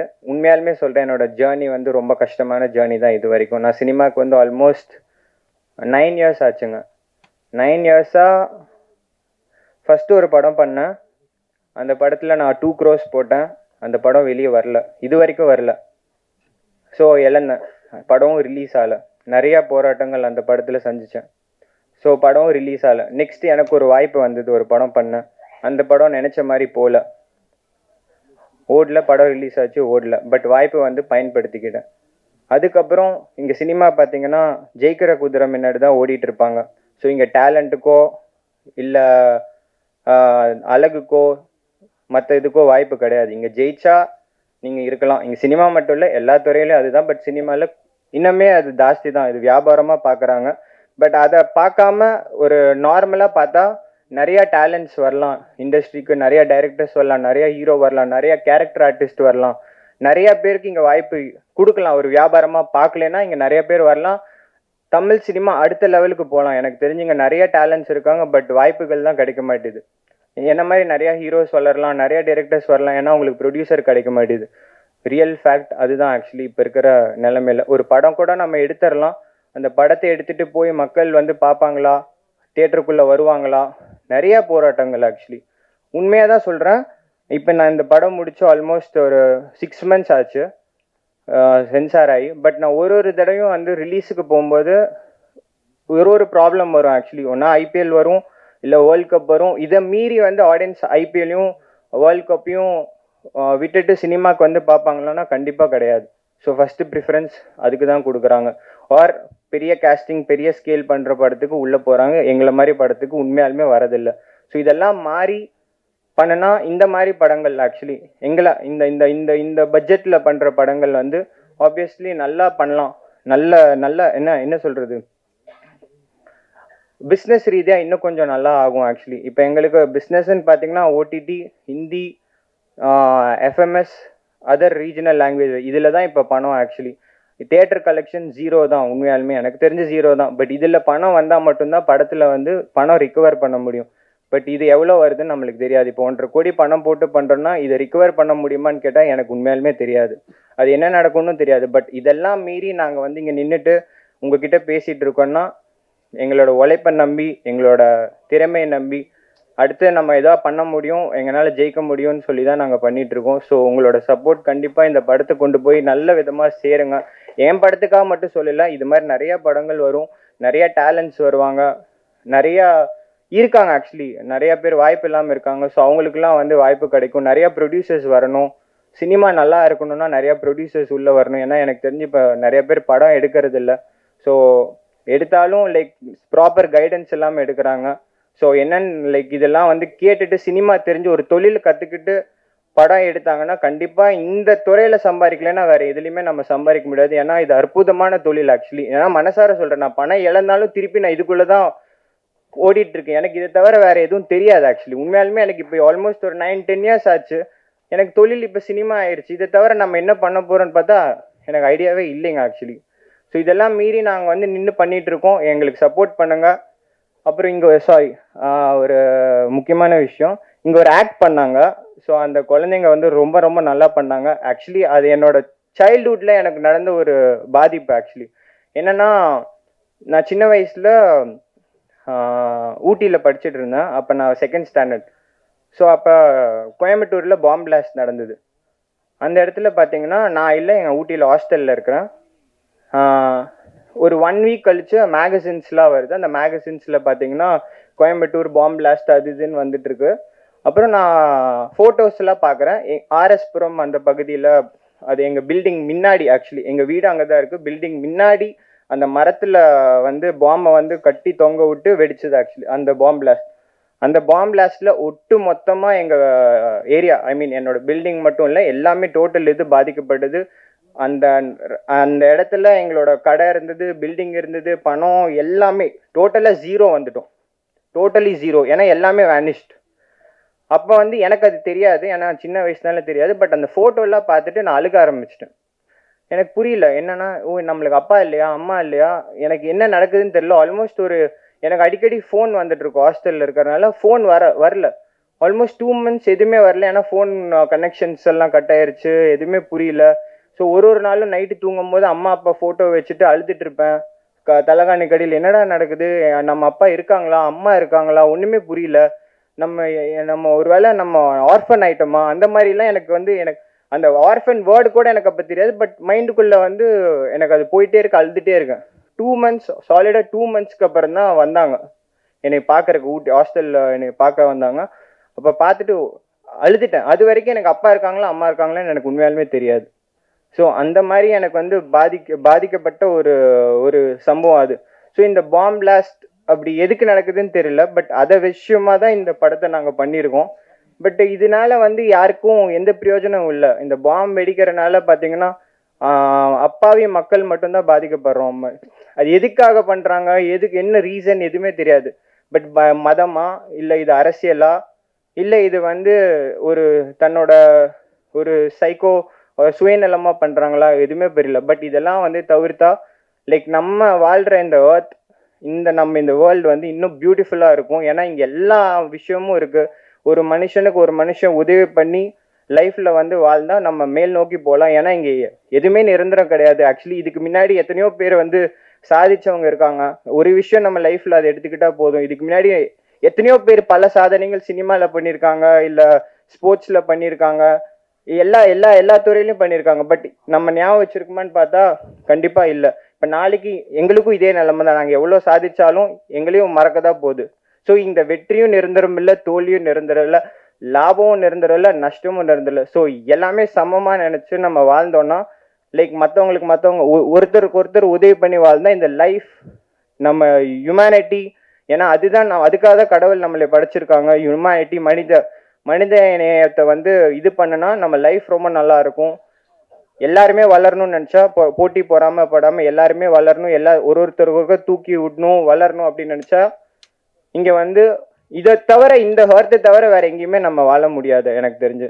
ஸோ எல்லாரும் ஸ்ப்ரெட் ஹியூமனிட்டி, ஸ்ப்ரெட் மனித நேயத்தை வந்து ஸ்ப்ரெட் பண்ணுங்க. ஒருத்தர் ஒருத்தர் உதவுங்க. போட்டி பொறாம வஞ்சகம் எதுவும் இல்லாமல் லைஃப்பில் நல்லா வாழ்வோம். So thank you. இங்கே வந்த எல்லாத்துக்குமே ரொம்ப நன்றி, இவ்வளோ நேரம் எங்கள் கூட டைம் ஸ்பெண்ட் பண்ணுறதுக்கு. ஸோ எனக்கு வந்து இந்த படம் வந்து என்ன நடக்கும்னு தெரியாது, பட் எல்லாத்தையும் உங்ககிட்ட விட்டுறேன், நீங்கள் பார்த்துக்கோங்க. ஸோ நீங்கள் சப்போர்ட் பண்ணுங்கள், இந்த படத்துக்கும் சரி எல்லா படத்துக்கும் சப்போர்ட் பண்ணுங்கள். Thank you so much. இங்கே வந்த ப்ரெஸ், மீடியா மற்றும் மற்ற எல்லாத்துக்குமே ரொம்ப ரொம்ப நன்றி. And thank you sir. K Rajan சாருக்கு ரொம்ப நன்றி, ஜாகுவார் சாருக்கு நன்றி, சுபாஷ் சாருக்கு நன்றி, ஜீவா சாருக்கு.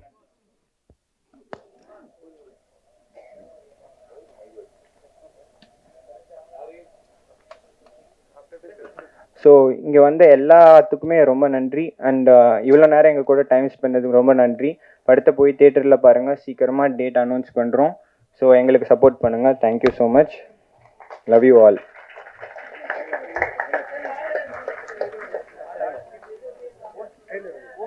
And sir, one more thing sir, please 1 second sir. Sorry, just 1 second. ஒரே செகண்ட் சார். இந்த படத்தை வந்து தமிழ்நாடு ரைட்ஸ் வந்து பிவிஆர் வாங்கியிருக்காங்க. பிவிஆர் பிக்சர்ஸ் வந்து தமிழ்நாடு வாங்கியிருக்காங்க டிஸ்ட்ரிபியூஷன். ஸோ கதிர் அண்ணாக்கு ரொம்ப நன்றி. அப்போ எனக்கு ரொம்ப சப்போர்ட்டிவாக இருந்த இந்த படத்தில் ஒரு மெயின் கேரக்டர் மிஸ்டர் தீரஜ் சார்ன்னு நடிச்சிருக்காரு, தீரஜ் கேர், அவரும் ஒரு ப்ரொடியூசர். ஸோ அவருக்கும் ரொம்ப ரொம்ப நன்றி. ஸோ எனக்கு எவ்வளோ சப்போர்ட்டிவாக இந்த டீம், கேஸ்ட், க்ரூ மொத்தம் எல்லாத்துக்குமே thank you so much. Love you all. God bless. Thank you. Thank you sir. Thanks for the great speech. And actually சொல்லுவாங்க கிரேட் திங்ஸ் டேக்ஸ் டைம் அப்படின்னு சொல்லுவாங்க. So hopefully this team obviously standing at there great thing. So give them a big round of applause.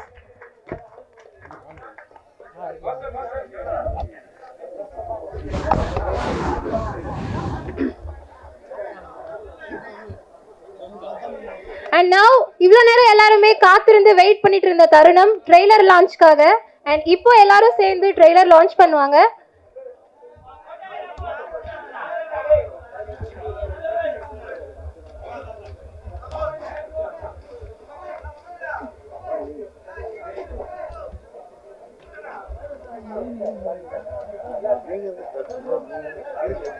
நான்